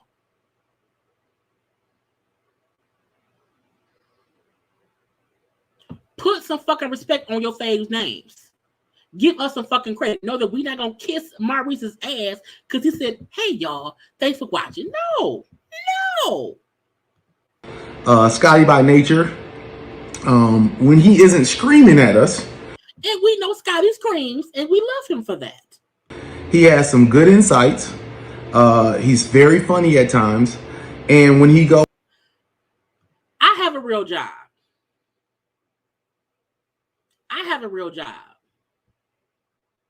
I work a full 40-hour a week job, and I'm still able to take notes and give y'all lives every day. I got to work at 8:30 and was on live by 9:07. So people with real jobs can take notes and everything. We can. We're much, and I'm not trying to defend this nigga. Not trying to do it at all. And I love all my JayBirds and folk who watch. But sometimes y'all say shit and shade the folk. And I'm like, the fuck you mean? I have a real job too. YouTube is not my only income. But if y'all don't realize that when I watch Love and Marriage Huntsville, it takes me 2 hours because I have to take notes so that I can say what happened. So when Love and Marriage Huntsville come on at 8 o'clock on Saturday nights, I don't start watching it until like 11. I'm done with notes and graphics around 2. I'm just saying. Let's keep watching. Love you all. Goes off, he actually goes off. Jamie, that's me. She's funny, she's insightful, she's timely. Which is true, because y'all know when Jamie does her reviews, it's quick. She's quick on the draw. So again, he's saying things that you know for a fact he has to watch people. And she makes you feel like you're right there when she's actually talking. Bondi Blue, she was another one that is like, she's really, really creative. Bondi is creative. And I liked her versatility. Bondi can sing. She can, she's engaging, she's funny. Color Me Pink is a lot of the same thing. She's actually really, really funny. I really love her sense of humor. I love her sense of humor. And even when her jokes doesn't land, it's still funny because it's funny to her. And she's really good with engaging with her fan base. Now, there's the other people, you know, I like the fact that they're doing their reviews and that they're actually out there trying, they're engaged. But these are people I think that can work on some of their insight. They can work on some of the ability to separate themselves from other reviewers, because there's a lot of names that we just named, but how do you stick out in the crowd? And those individuals. Now this part it's his prerogative. I feel like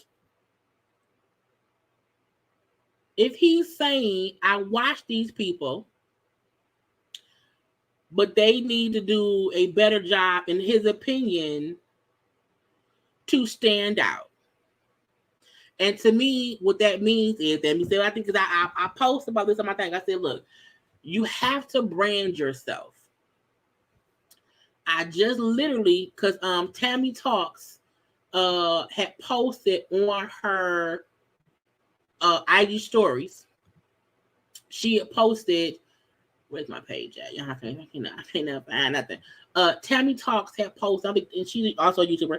Tammy Talks had posted on her stories like the day before yesterday, and she I'm trying to share my screen, y'all, so I can show. I want to put what I wrote. And when I seen her story, and it just said, "Learn to brand yourself correctly," is what she put up there. and I put this so important, so true. When you are not a singular brand name that you have been pushing consistently, people just say, you know, that girl, you know, that guy, you know, those people on the channel, whatever. That doesn't help anyone find you to support your brand. It just leaves money on the table because you did not brand yourself correctly.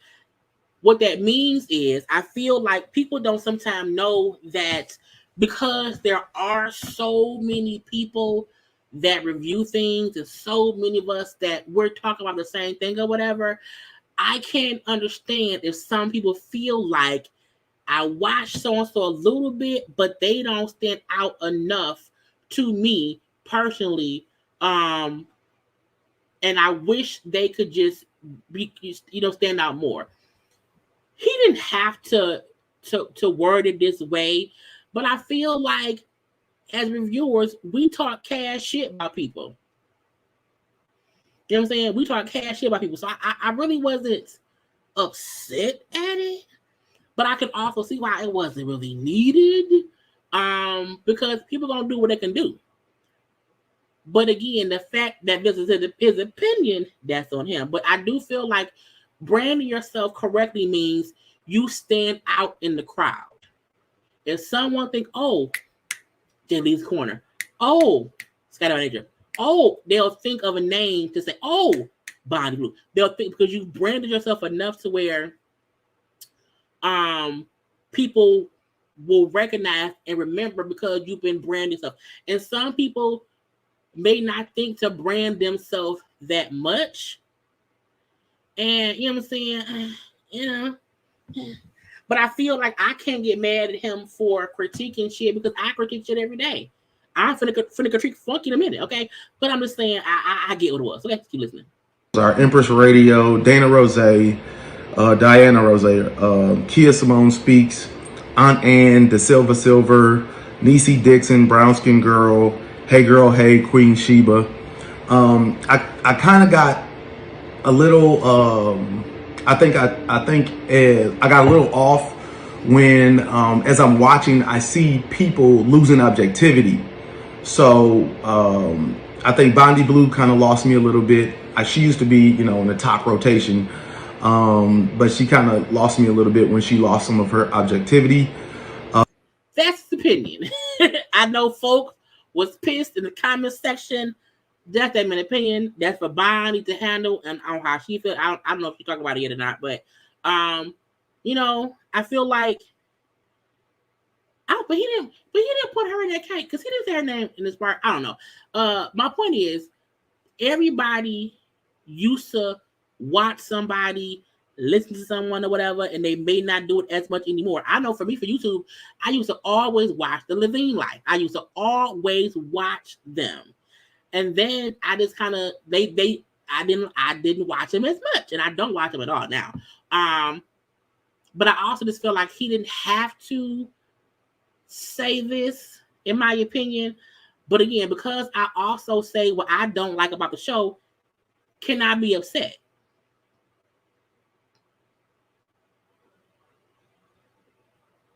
But sometimes keep your shit to yourself. Okay, keep your shit to yourself. But I'm need that beat. And Color Me Pink actually lost me when she lost some of her objectivity, but ultimately she lost me when she compared or she made a joke about Martell's wine and she called it Inez. His Inez wine, I'm sorry, called his Inez wine incest. And I just think that it's offensive considering that it was named after his grandmother. And she's resting in peace. And it was to honor her name. She called that man wine INCEST. Somebody really did that?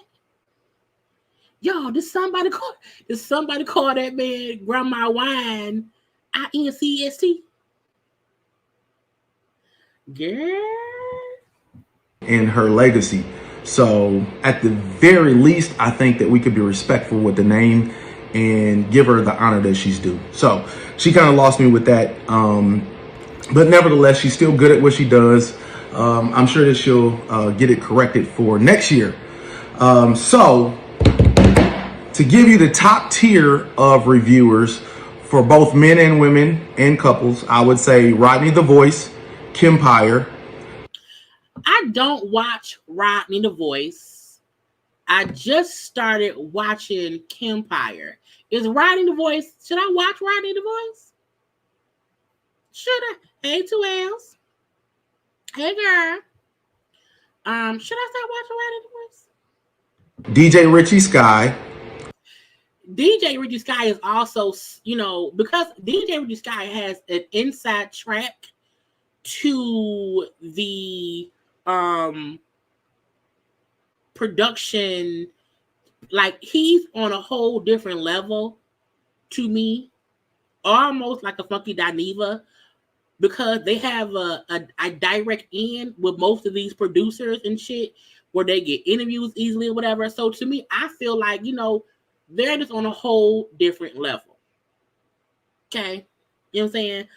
So I do feel like it's unfair to put somebody in this category who fully gets all the interviews because, right, they're friends with Carlos.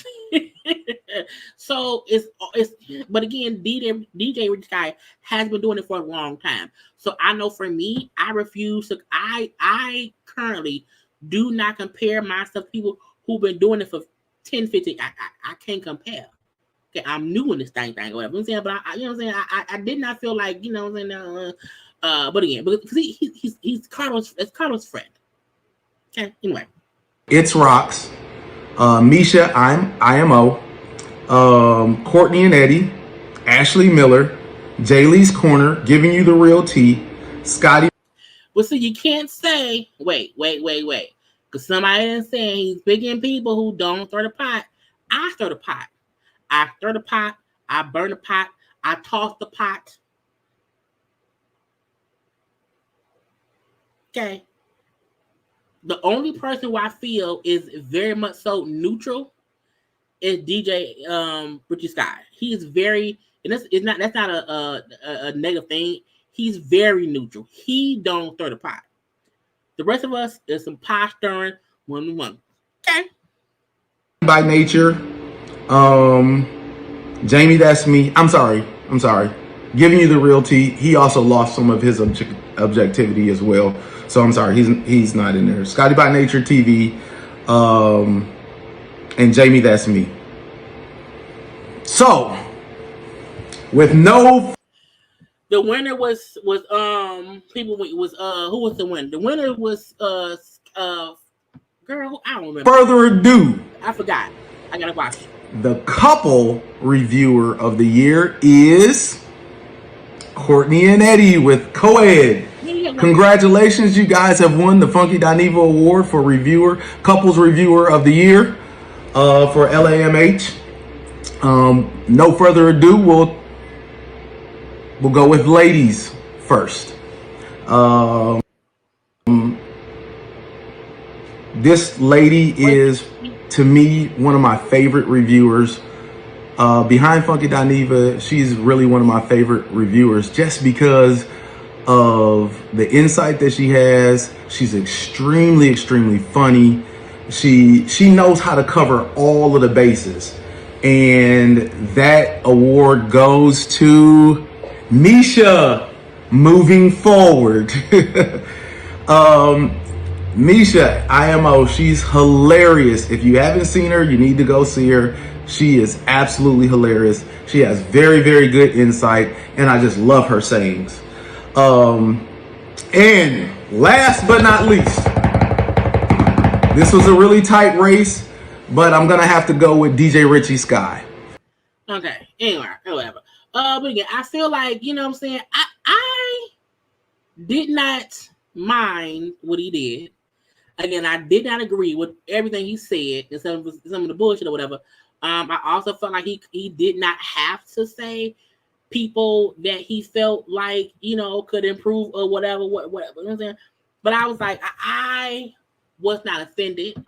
I appreciated him acknowledging other YouTubers, and I feel like he watches them from their critiques. The only person I saw, because I saw Rox on her stories, talked about it, and she was like, she thought it was cool. I saw thumbnails that Bondi and Scotty talked about it. I don't know what they said, and I haven't seen anyone else stuff because I haven't been on YouTube to watch anybody's stuff. I don't even really watch people's stuff because I be busy. And he confirmed he watched, but a lot of folk watch. You know, Candy watched stuff. We know that Candy watched people or whatever. That's how Candy was able to, you know, get people around here. And also, he mentioned folk who I did not know. I don't know who Misha. Nobody. I don't know Misha. I don't watch Rodney. And y'all know because I don't know. I don't, girl. You know. Oh, Terrence responded to what Terrence Lord, who knows?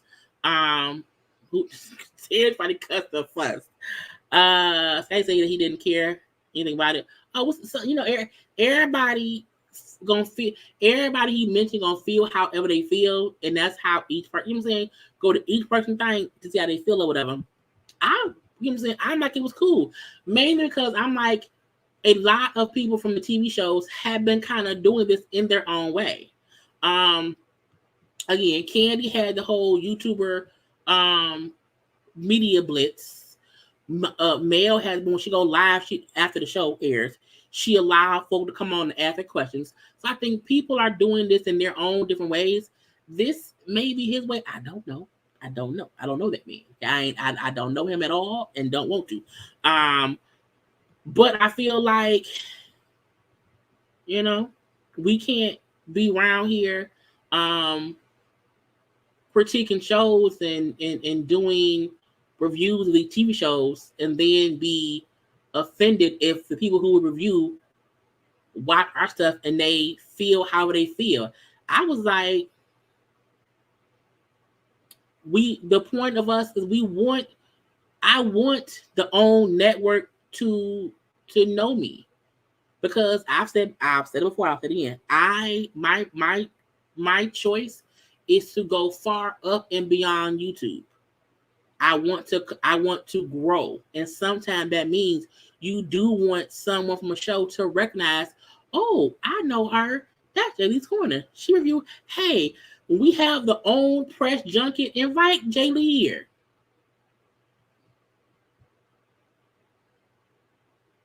Just saying. Anyway, y'all, let's move on because folks feel some type of way. Lastly, let's get before you down even. So, last night, I wonder if he still has it on his thing. And y'all should know that there were two reasons why I started YouTube. One was because I did not want to pay my car insurance and did not want to sell cooch or sell drugs. But the person who also influenced me, who I had watched before, was Funky Dineva.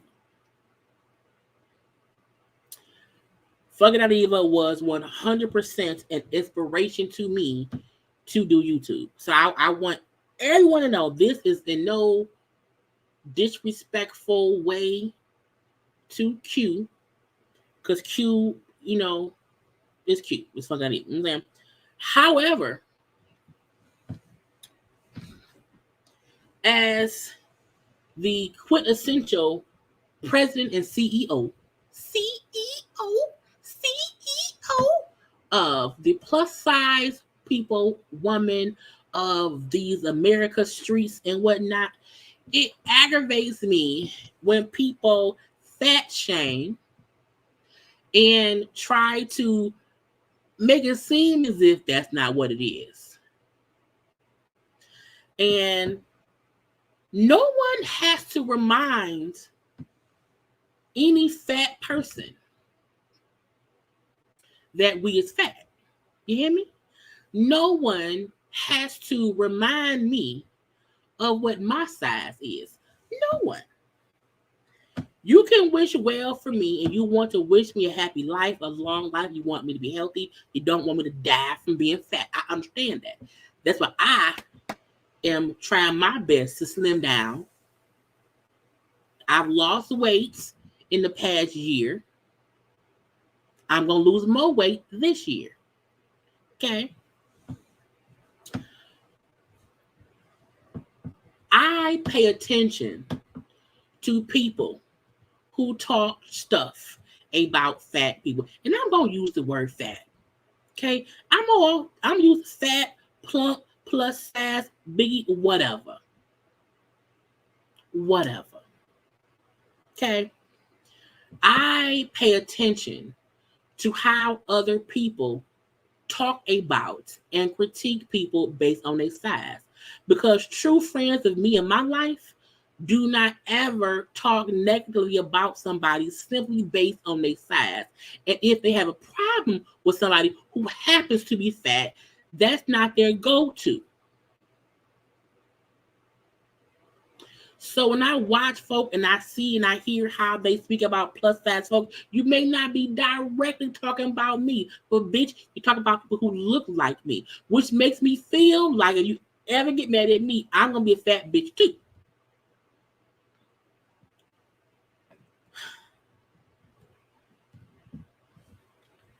First of all, no one has to tell anybody who's plus size that we plus size. No one has to tell anybody who's plus size that men don't want them because they plus size, because they big, okay? No one has to tell anyone who is plus size that we are plus size. That's point one, okay? I want to do that showing a full body. I didn't want to do that only from the titty up. Okay, now I'm back stationary. We all know that people who are light, dark, fat, skinny, whatever race, come in different shapes, sizes, looks, all that. Okay? I know I may not be the most beautiful bitch in the world. However, bitch, I'm beautiful. You hear me? Okay. And I told y'all, I'm going to be cussing and fussing. And this is the cussing and fussing section. Okay? Okay. And even if my signal going off and on, I'm going to keep my fat ass on screen the whole time. There are many people who I see around here, okay, who when they talk about people, they come at their fucking size. As if they don't have some kind of fucking flaw within themselves, okay? But no matter what their flaw may be, they have a flaw. I told y'all, I refuse to ever talk about someone based on how they look, be it they are skinnier, bigger, because if I can't read you for who you are and not for what you look like, then I'm a fake ass person, because I'm too dumb to really just call it for what it is. And calling someone fat is not a read. It's a low hanging fruit, pissy ass way to show that you round here being a fat shamer. I know I'm fat. Monique from Love After Lockup is aware that she's fat.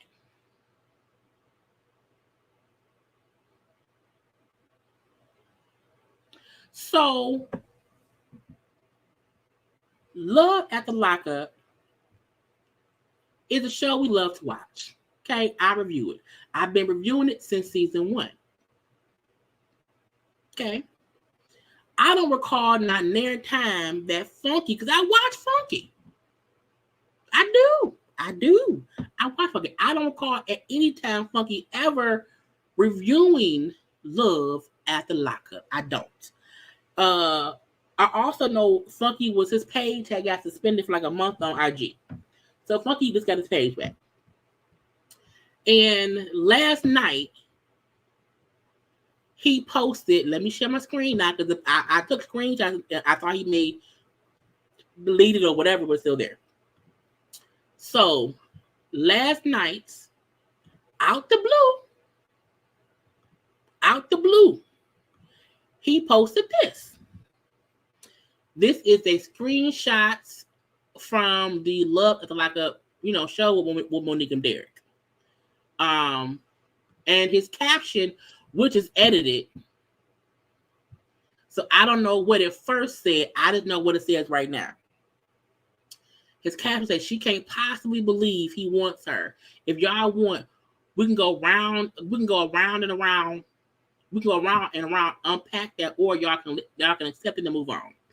And my comment back said the notion that plus size women can't possibly get a man to love them is the most ridiculous thing ever, because this post isn't about her being stupid for dating a man in prison who was a stranger, because everyone on the show is doing that. This post is about her being a fat woman thinking this man won't her when she's fat. I say that because the whole show has people dating prisoners, but people point her out the most. The notion, thank you, HFG, for the super sticker. The notion that Monique is a plus size black woman who is around here with this man who was 29, had been in jail for 9 years, and she got that man some Gucci clothes, paid $500 for the meal or whatever. But are we acting like Gabby did not get Chris for $60K, and Chris look how he look? Are we not acknowledging that fact? But no, let's show the plus size woman, and let's fully show her seatbelt extender to prove how fat she is. Yes, I'm calling it for what it is. Let's show the seatbelt extender, because most cars do not accommodate fat fucking people. You know why Monique needs a seatbelt extender? Because cars do not come equipped to safely seatbelt someone her size, even though a lot of people drive cars who are fucking plus size.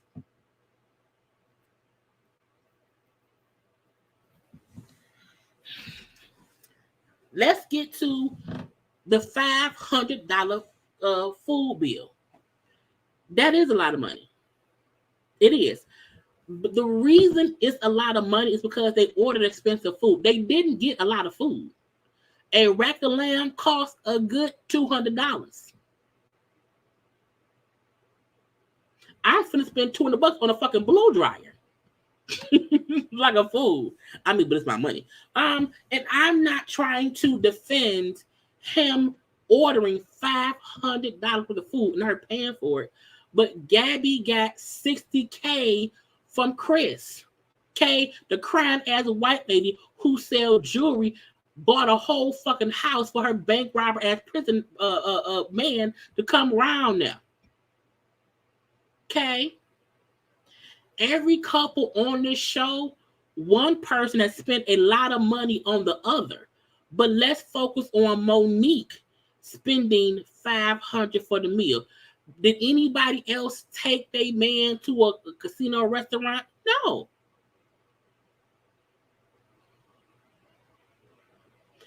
They ordered expensive. We for my late 40th birthday that we went to 2 weeks ago at a steakhouse.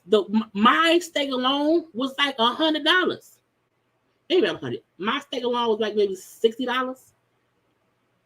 And that was for one little steak. One little steak. That fool ordered a rack of lamb. But my whole point is, they never showed how much someone's paid for a meal before, but they showed how much Monique paid, and then made her to get a picture of her sitting around in this fucking seatbelt extender. Because production is fucking messy. Yeah, they were at a restaurant. crab cake, lobster. Yes, he ordered a whole bunch of stuff. He ordered a whole, and even I said it's too damn much. It's too damn much. But her man was home from prison, and they went out to a fancy restaurant. Is expensive if you order more than one dish.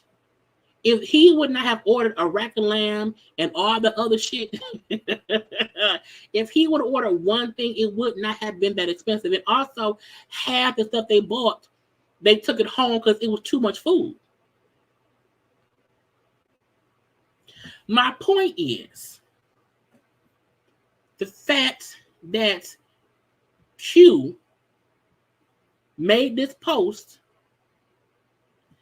and the notion was only because he at that point he had no, because we can't have this conversation based on what happened on the show, because Q ain't watched the damn show to my knowledge.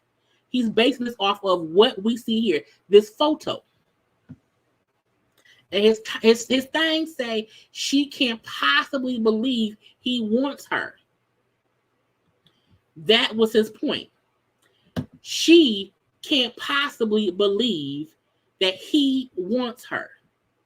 We not even talking about the show, because as I said in my post, the whole Love After Lockup is literally about people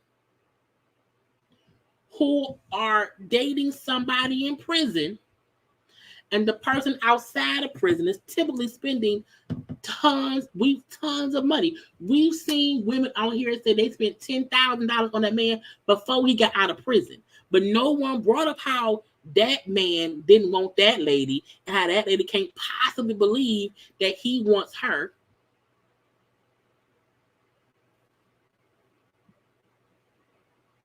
We have to stick to the topic. Let's not let anybody distract us into thinking about how much he paid for dinner. This post ain't had shit to do with how much he paid for dinner. This picture right here that was posted because he wants us to know she can't possibly believe he wants her. And my thing is, based on the comments section, I don't know what the caption was before he changed it. The fact that this comment right here says is giving tax season, because only fat women get men during tax season, because only fat women had kids and no man. Because what the fuck?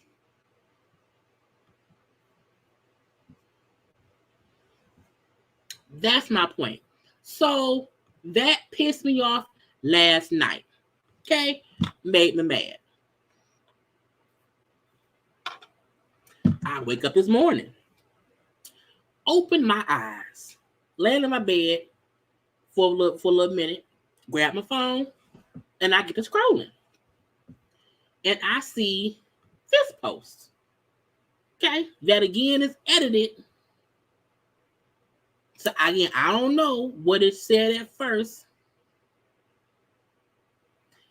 So Monique somewhere replied to whatever Q said. Now, this is what I don't like. When these men, in quotation, being females' business. Don't worry about who want me. You're a whole man trying to bully and fat shame a woman, which he is. Which comes when you are a plus size person on any platform. Because what y'all don't know, on my channel, I have to have the words fat, well, hippo, and weight blocked based on how many trolls come tell me daily that I'm fat, I'm a hippo, I'm a whale, and I need to lose weight. So once you are a person who are on social media, on TV or whatever, you have people just telling you how fat you is.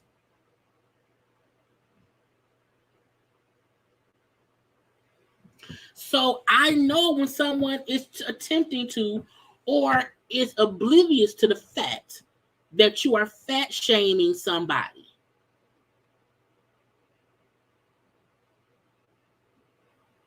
Okay.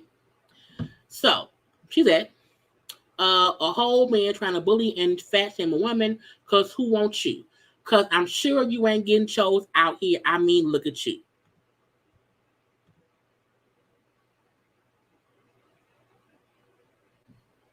Okay. So, of course, Funky posted her, what she said back. And his caption said, I'm not going to argue with her nor her seat belt extender.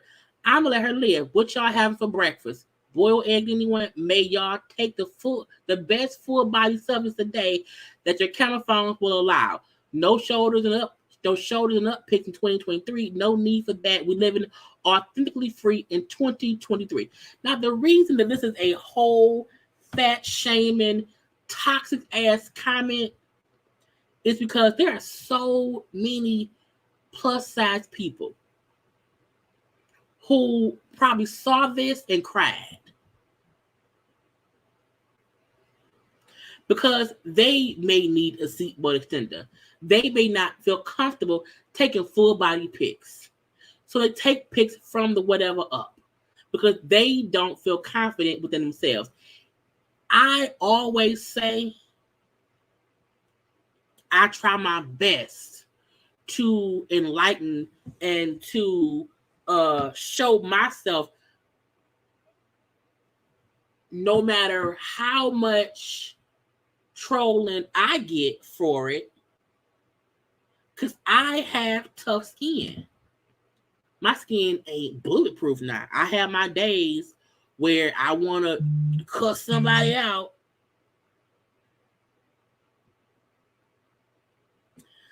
But people love to say shit as if, well, I'm just trying to help. Well, she fat. Well, she knows she's fat. I can't fuss with her because she has a seatbelt extender. Is what he said. I'm not going to argue with her nor her seatbelt extender. Because someone with a seatbelt extender can't possibly think that a man wants to be with them. Jaylee can't possibly think anybody wants to be with her because Jaylee is fat. I may not be as fat as Monique, but I'm fat. I'm a plus size woman. I have a belly, bitch. You know what I'm saying? So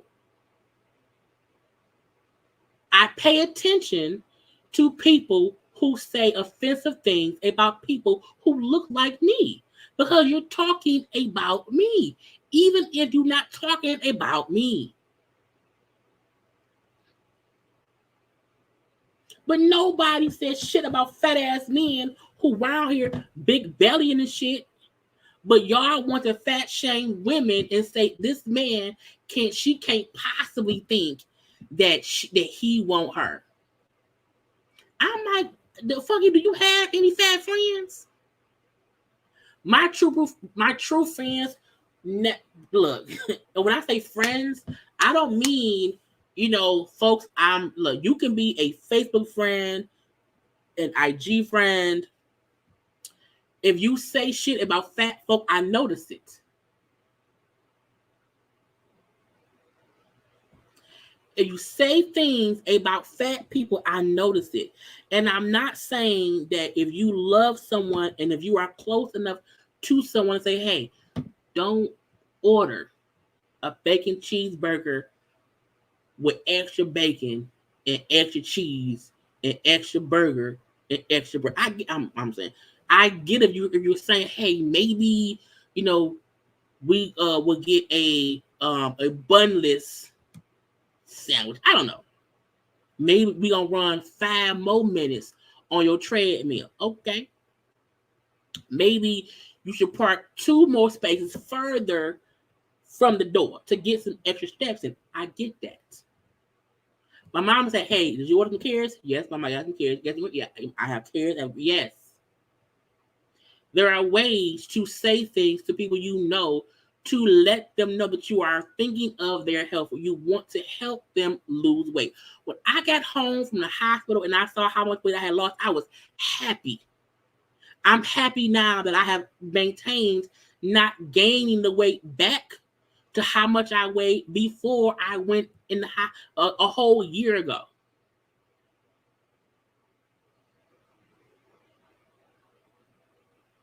That make me happy, bitch. I can walk faster. I can walk further. I get that, but I'm still fat. I get it. I know you don't have to remind me. I know. I buy my clothes. I wash my body. Okay, I know. I know what I am. I know that. And Monique know what she look like. She do. Not that burger sounds amazing. my aggravation though, my aggravation is that you do not have to be blatantly fat shaming motherfuckers for no goddamn reason. Okay? You don't. Because when you do that, you hurt people's fucking feelings. People get, do you know people kill themselves because of depression? Do you know that? So when I see people who just blatantly, you know what I'm saying, just say stuff that they think is funny because, I mean, she got a seatbelt extender. Ha, ha, ha, ha, ha. And this is the gotcha. After Funky made his post, Ball Alert picked up the post. So now Monique is also being talked about even more. Where folk, oh, what show is this? Oh, what show is this? Now, while some folk say, hey, you do know a lot of men love plus size women. The same way fat ass Rick Ross, fat ass Khaled, DJ Khaled, these fat ass men, no one is ever around here fat shaming fat ass men. But y'all want to fat shame fat ass women? It's some bullshit. It gets my fucking nerves. It's rude. It really, really, really, really, really, really is. You can say, hey, she know he playing her because he ain't got no money. No, it's what you do. It's the photo you pick and the caption you write that let folk know that you were trying to fat shame somebody. Because there are photos of Chris and that lady where it's not her in a car with a fucking seatbelt extender, which accentuates how plus size she is.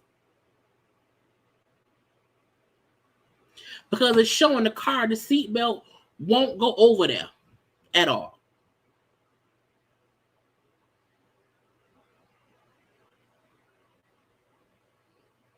And no tea, no shade. Why the fuck you just on the show talking about how he was fucking somebody's husband? No tea, no shade. He was talking about it on TGIF. But that's that man's business. We not reposing him, calling him a husband fucker. No, we're not. We letting that man live his life with what he chooses to do. We don't say that lady husband can't possibly want Q because he got a whole wife. No, we let Q live his life for what he wants to do because that's that man's life. I really wish people would let us fat people live our fat ass lives. Okay? And when you post a picture of a fat woman, post one of a fat ass man saying he has to know that lady don't want him. But guess what? She might. Because plus size men have, because y'all know my brother is, you know what I'm saying, is a teddy bear. Who's also, he's small, let me say small. I'm saying, my brother is a teddy bear and has a beautiful wife. So when y'all talk about people who happen to not be skinny, feeling that they should know that someone don't want them, and the implication based on the picture you post and what they're talking about is it's because they fat. This had nothing to do with how much the lady spent on dinner. Because as I said, everyone on this show, we have had folks on this show. Hell, Scott and Lizzie from years, I think they both did. Maybe Scott did. Scott went fucking bankrupt for Lizzie. And Lizzie did not really want him. There's always been somebody on this show paying cash money to someone who don't really want them. They're using them. And my aggravation with this was, it's the person they picked, the photo they picked, and the caption written that completely pissed me the fuck off. Because Monique at home, and she's having to now see people around here, you know, talking cash shit about her.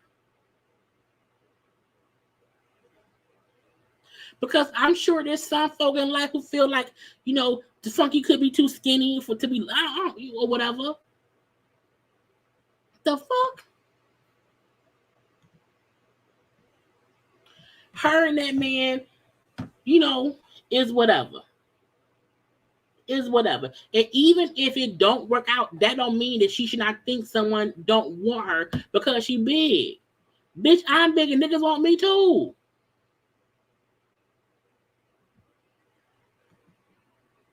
The only thing being fat stops is where I can shop. Okay? That's it. I can't shop at every store. That's it. Because me being fat, the only thing is the size of my clothes. And the size I wear is not in every store. Now, I also said in my reviews of the show, I said, look, if she was around here only posting titty and up shots, that's not fair. Let people see your full body. Y'all know me. Let me go. Y'all know me. Boom. Boom. Y'all know me. Okay? Full body all day. Dancing around in the mirror. Arms out, whatever. Don't play with me. So when folks try to make it seem as if you are a plus size woman, oh, don't take no face and up shot. No, bitch, full body in the mirror, moving so you can know it ain't no editing, ain't no contouring, bitch, it's me. Okay? You have to know it. So to anybody else, because I know for a fact that what he posted hurt somebody's feelings. They told me he did. And you know what I'm saying? Hell, it hurt my feelings. And he wasn't talking to me. It aggravated me because I could feel how people just would be assholes. That's why I'm all black today. Because I was aggravated. And I'm like, girl, just get dressed and go to work. Put your little boots on. But I'm still cute. Okay. Still cute. Okay. But, don't allow people to make you feel like, if you have a facing up picture that you've catfished, you know what I'm saying? No, because if you look at my full fucking page, okay, I'm round here, okay, having a good ass time in full body. And don't care about nobody feeling like don't no man want me. I can't, the fuck, because when you say that about one plus size woman who is beautiful, you're saying that about others too. And that show, there are many people of different ages, different races, different facial features who round here paying cash money to be with them folk. You hear me? Cash money to be with them folk. So don't make it seem as if only Monique has the delusion of thinking that man want her, okay? Because who else out here spending $500 on dinner? Nigga, the white lady has jewelry. She sells jewelry. She's with a goddamn bank robber who she also sent money to. Everybody on that show has sent money to the men in prison, okay? And our fried chicken rice first time. Hear me? So nobody should think about nothing. I've been a bad bitch for life. You hear me? From birth, bitch. From birth.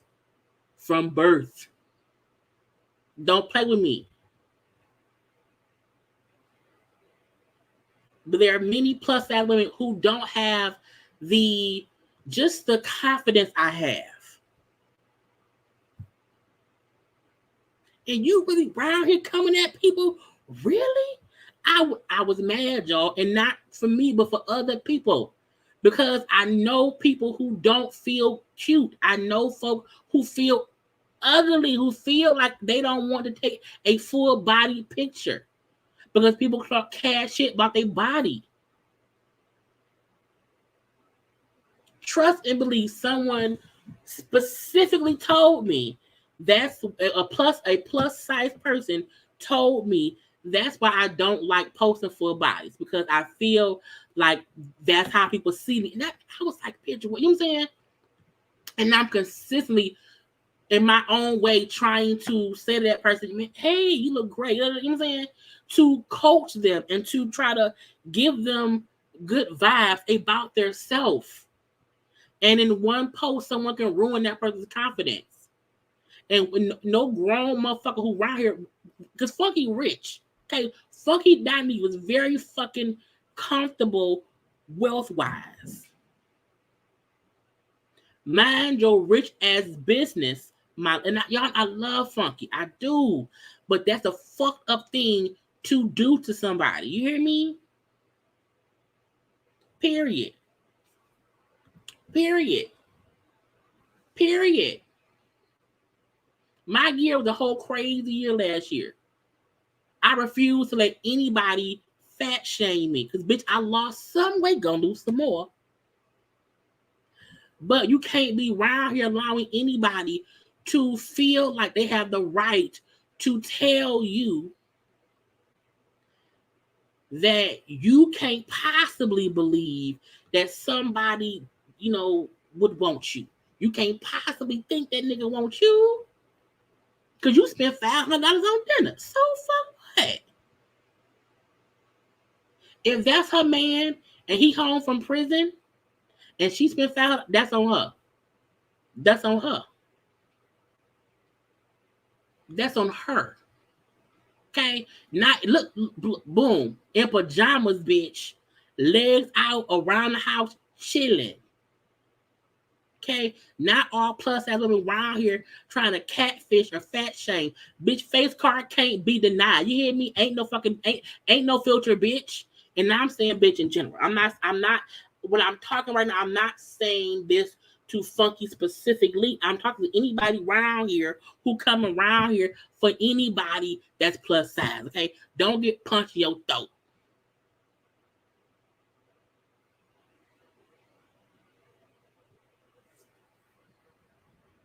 Monique is plus size, yes, but Monique is also pretty. Monique had low self-confidence because look at how people talk about her. How do y'all want someone? You can't fat shame somebody into losing weight. You can fat shame them into feeling horrible about themselves and make them gain more weight. It make them feel horrible about themselves. It make them question, well, who gonna love me? Which makes them not love them. I would never do that to somebody, ever. If you can't critique somebody based on who they are and not what they look like, shut up. Okay? And when you think, I'm representing for the big girls, okay? If you around here thinking that we can't be around here in regular and joggers and a goddamn hoodie, bitch. You hear me?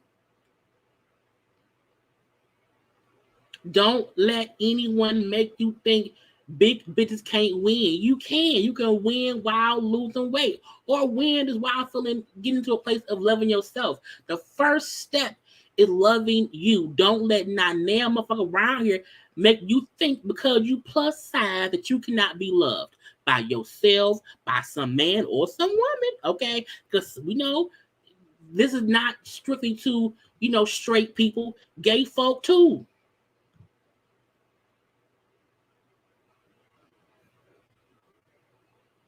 The moment I saw Monique, I said, fuck. People are going to fat shame her, period. Everything she do will be because she's fat. And people may not realize, maybe she like that because folks talk cash shit about her. Okay, maybe that's what it is.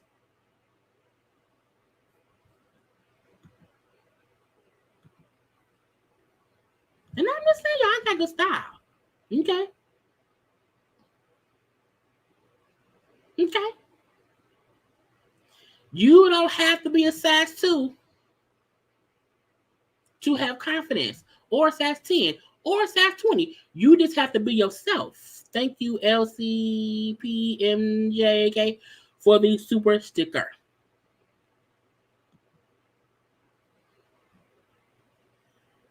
Right, it's a white lady with a bank robber in her house, and she's a fucking jewelry person. It's a jeweler with a bank robber. You serious?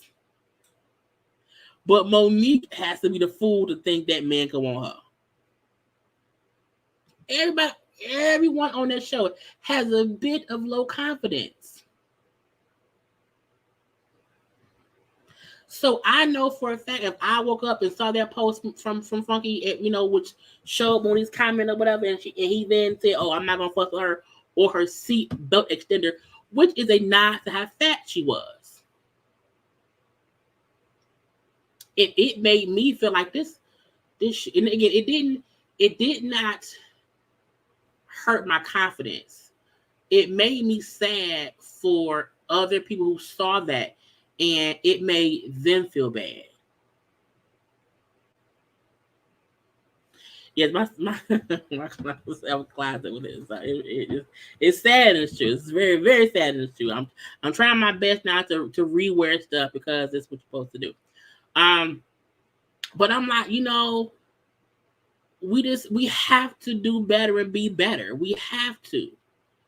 Because if not, all that's gonna happen is it's gonna be more. If Funky has 219,000 followers, Funky has, I don't know how, over 100. I don't know how many YouTube people they have or whatever. You know what I'm saying? Funky has hundreds of thousands YouTube folk or whatever.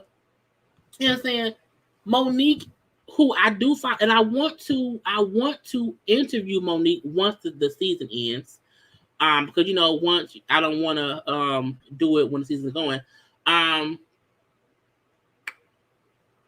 don't know what to say it. But I feel like once she got on the show, I knew for a fact. Thank you, Key Wine, for the super chat. Thank you very much. Thank you very much. Once I saw Monique on the show, I 100% knew they would come after her for her weight. I also felt bad for her just because sometimes how she dressed, I knew people would critique her body.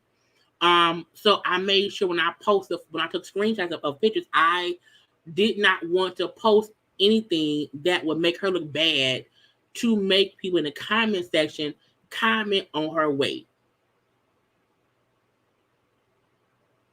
Because how much she weighs ain't the story. The story is this man she dating, who we was wondering if he had seen a full body picture. Now again, she's lost weight since the show, started. Because we see she's smaller right here. So we know for a fact she lost a bit of the weight from before. We did question if she sent him full bodies or just face. We did wonder that. He did too. But at the end of the day, he knew she was a plus size woman at the end of the day. And all these folks right here are fucking inmates, but they only talking about her and Chris. When it's a full show of inmates and folk who was with them when they was in prison. So,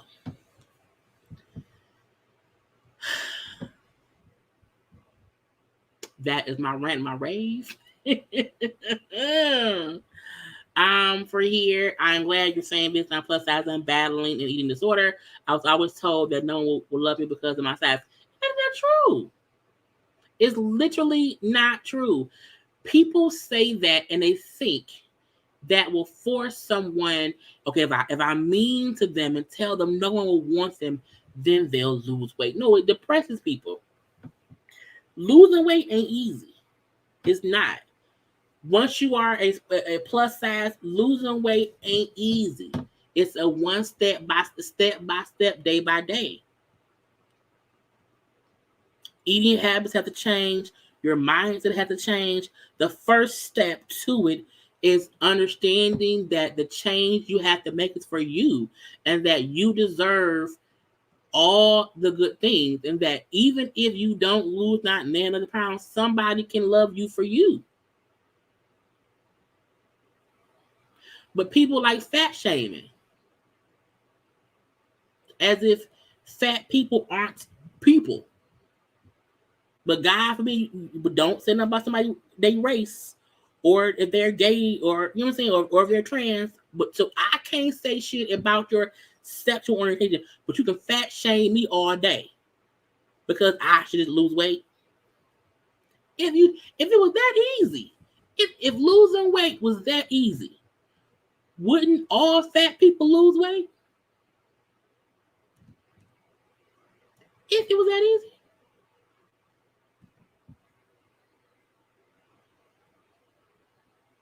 So people, when I say that people don't get that what they said fat people, this is my point. That they're saying things, and then what you're saying gets into people's mental. And in their head, they feel like nobody loves me. No one loves me. No one loves me. And then depression hits. And then depression hits, and then it's even deeper to get out of the depression. Because you feel like no one loves you. So you don't tell anyone, but you feel like they don't love you. You then accept bad behavior. Why? Because you feel like no one loves you. When you feel like no one loves you, that does not mean accept bad behavior. That does not mean accept whoever thinks they should love you and then dog you out. No. Because guess what? You love you.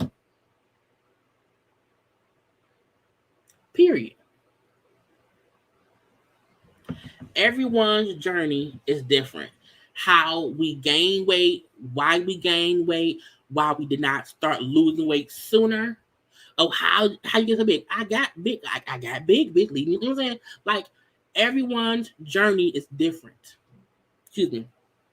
So everyone's weight loss journey will be different. I had to catch COVID and damn near die to fully get really real about my shit. And I'm happy that, because losing weight is hard, but so is keeping weight off that you lost. Every little 1 pound I lose, I'm happy.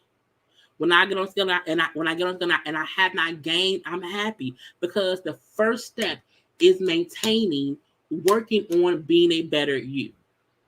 That's step one. Some folk can go full in, and in a year they're a whole different.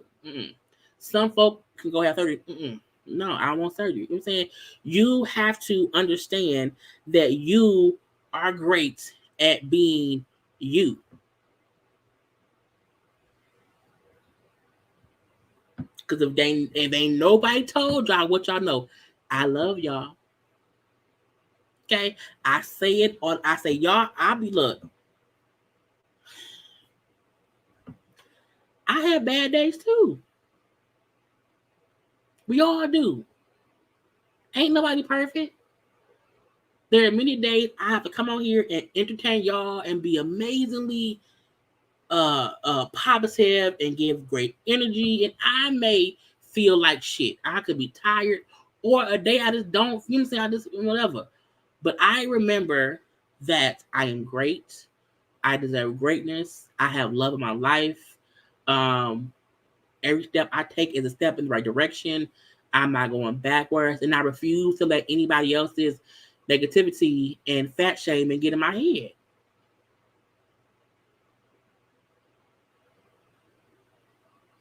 That's it. That's why you see love, light, and positivity in the midst of foolishness, is what I do. So when I see folk, because people don't stand up for fat people. When have you, only me and Lizzo. Me and Lizzo are the only ones, you know what I'm saying? You know what I'm saying? For the most part, in my head, you know what I'm saying, are out here effectively trying to defend a person's body not being small. We're not advocating to get fatter. We're not saying that.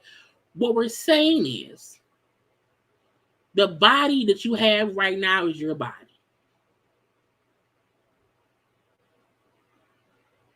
And step one in whatever you want to do with that body is to know you deserve the best. The best. The best. Period. There are folks in Funky's comment section who were liking the post, who were laughing in the post, and trust and believe I saw that shit. I pay attention. Why would I want to rock with somebody who is okay with somebody hurting feelings of other people? Again, you can critique and read folk down without speaking about their physical features. Because calling me fat is an easy read. I need someone to read me without saying I'm fat. Read me outside of that. What else can anyone come here and say about me that ain't, well, she fat? Yes, I am. Next. I'm also a black woman. Next. I love red lipstick. Next. Okay. I have okay skin. It's getting better. Next. You can't call me a horrible person. You can't read me for shit as me. I'm a great fucking human being. You hear me? The folk who know me know I'm a great person. So can't nobody tell me shit. Why I was raised in love. And so I'm okay to share that with folk. I'm so happy I thought of my channel at a time in my life where I was mature enough to know how to conduct myself and be funny and read, folks. Y'all know I can read the bitch. I can read. I can look. I can go off. I have a sickening mouth. Y'all seen my clapbacks. I have a sickening mouth. I choose to move in light and love. I make that choice.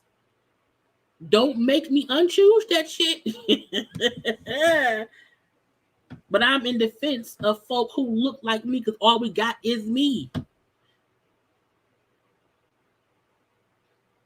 Learn to read folks other than them being fat.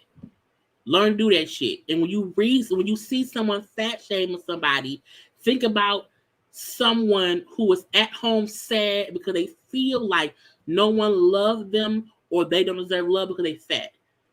And think about how bad that is for them. And then how them seeing everybody kind of agree. Oh, yeah, look at her. Look how fit she did it. That's horrible. Don't poke the bear.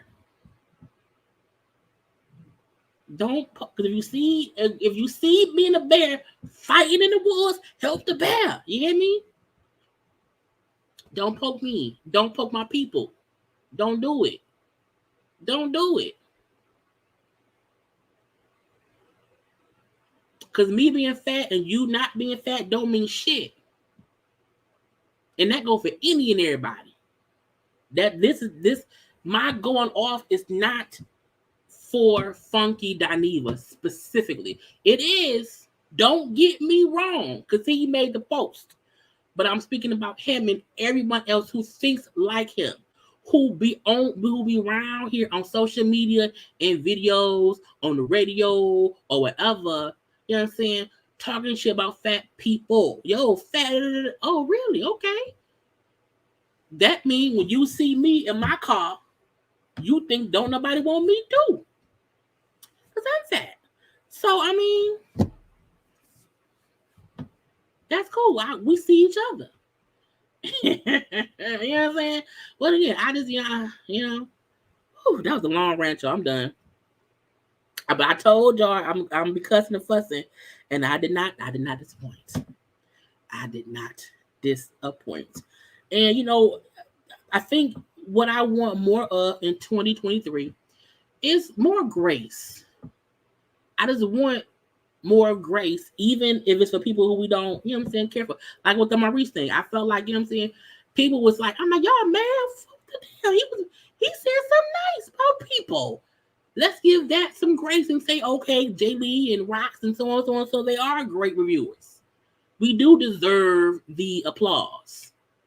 Because if Candy did that kind of video, would y'all be pissed? Or would y'all say Candy just want people to be on her side? No. I mean, it's still like, you know, Maurice's asshole. But I'm just saying, I'm just dying. You know what I'm saying? We need more grace in 2023. Okay? Whew. Now I'm done. Okay. Tomorrow we will have a review. It's midnight, bitch. Y'all didn't tell me it was midnight. Girl, I'm done. Girl, ain't nothing else going on. We gotta go. Okay. Y'all know to follow me on social media at JayLeesCorner on IG, also on Twitter. Y'all know to subscribe to my channel. Okay. Y'all know to like the video, please and thank you. Also hit share. Share it with those who you love. Okay. And other than that, y'all know I love you all. I love you all. Girl, I lose my voice. What's going on? Okay. But again, don't let nobody make you feel any other kind of way. Period. Okay. I will see y'all tomorrow for the Golden Globes fashion review. We'll watch a bit of Bishop Robbery. Okay.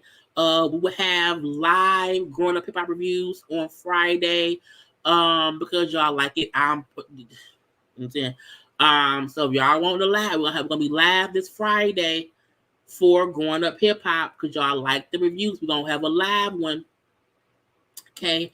So I will see y'all throughout this week. Y'all always know around 9 o'clock if I'm live, I'll be here. Gotta go. Love you all. Okay. I am your protector. Okay. I am your protector. Gotta go. Bye.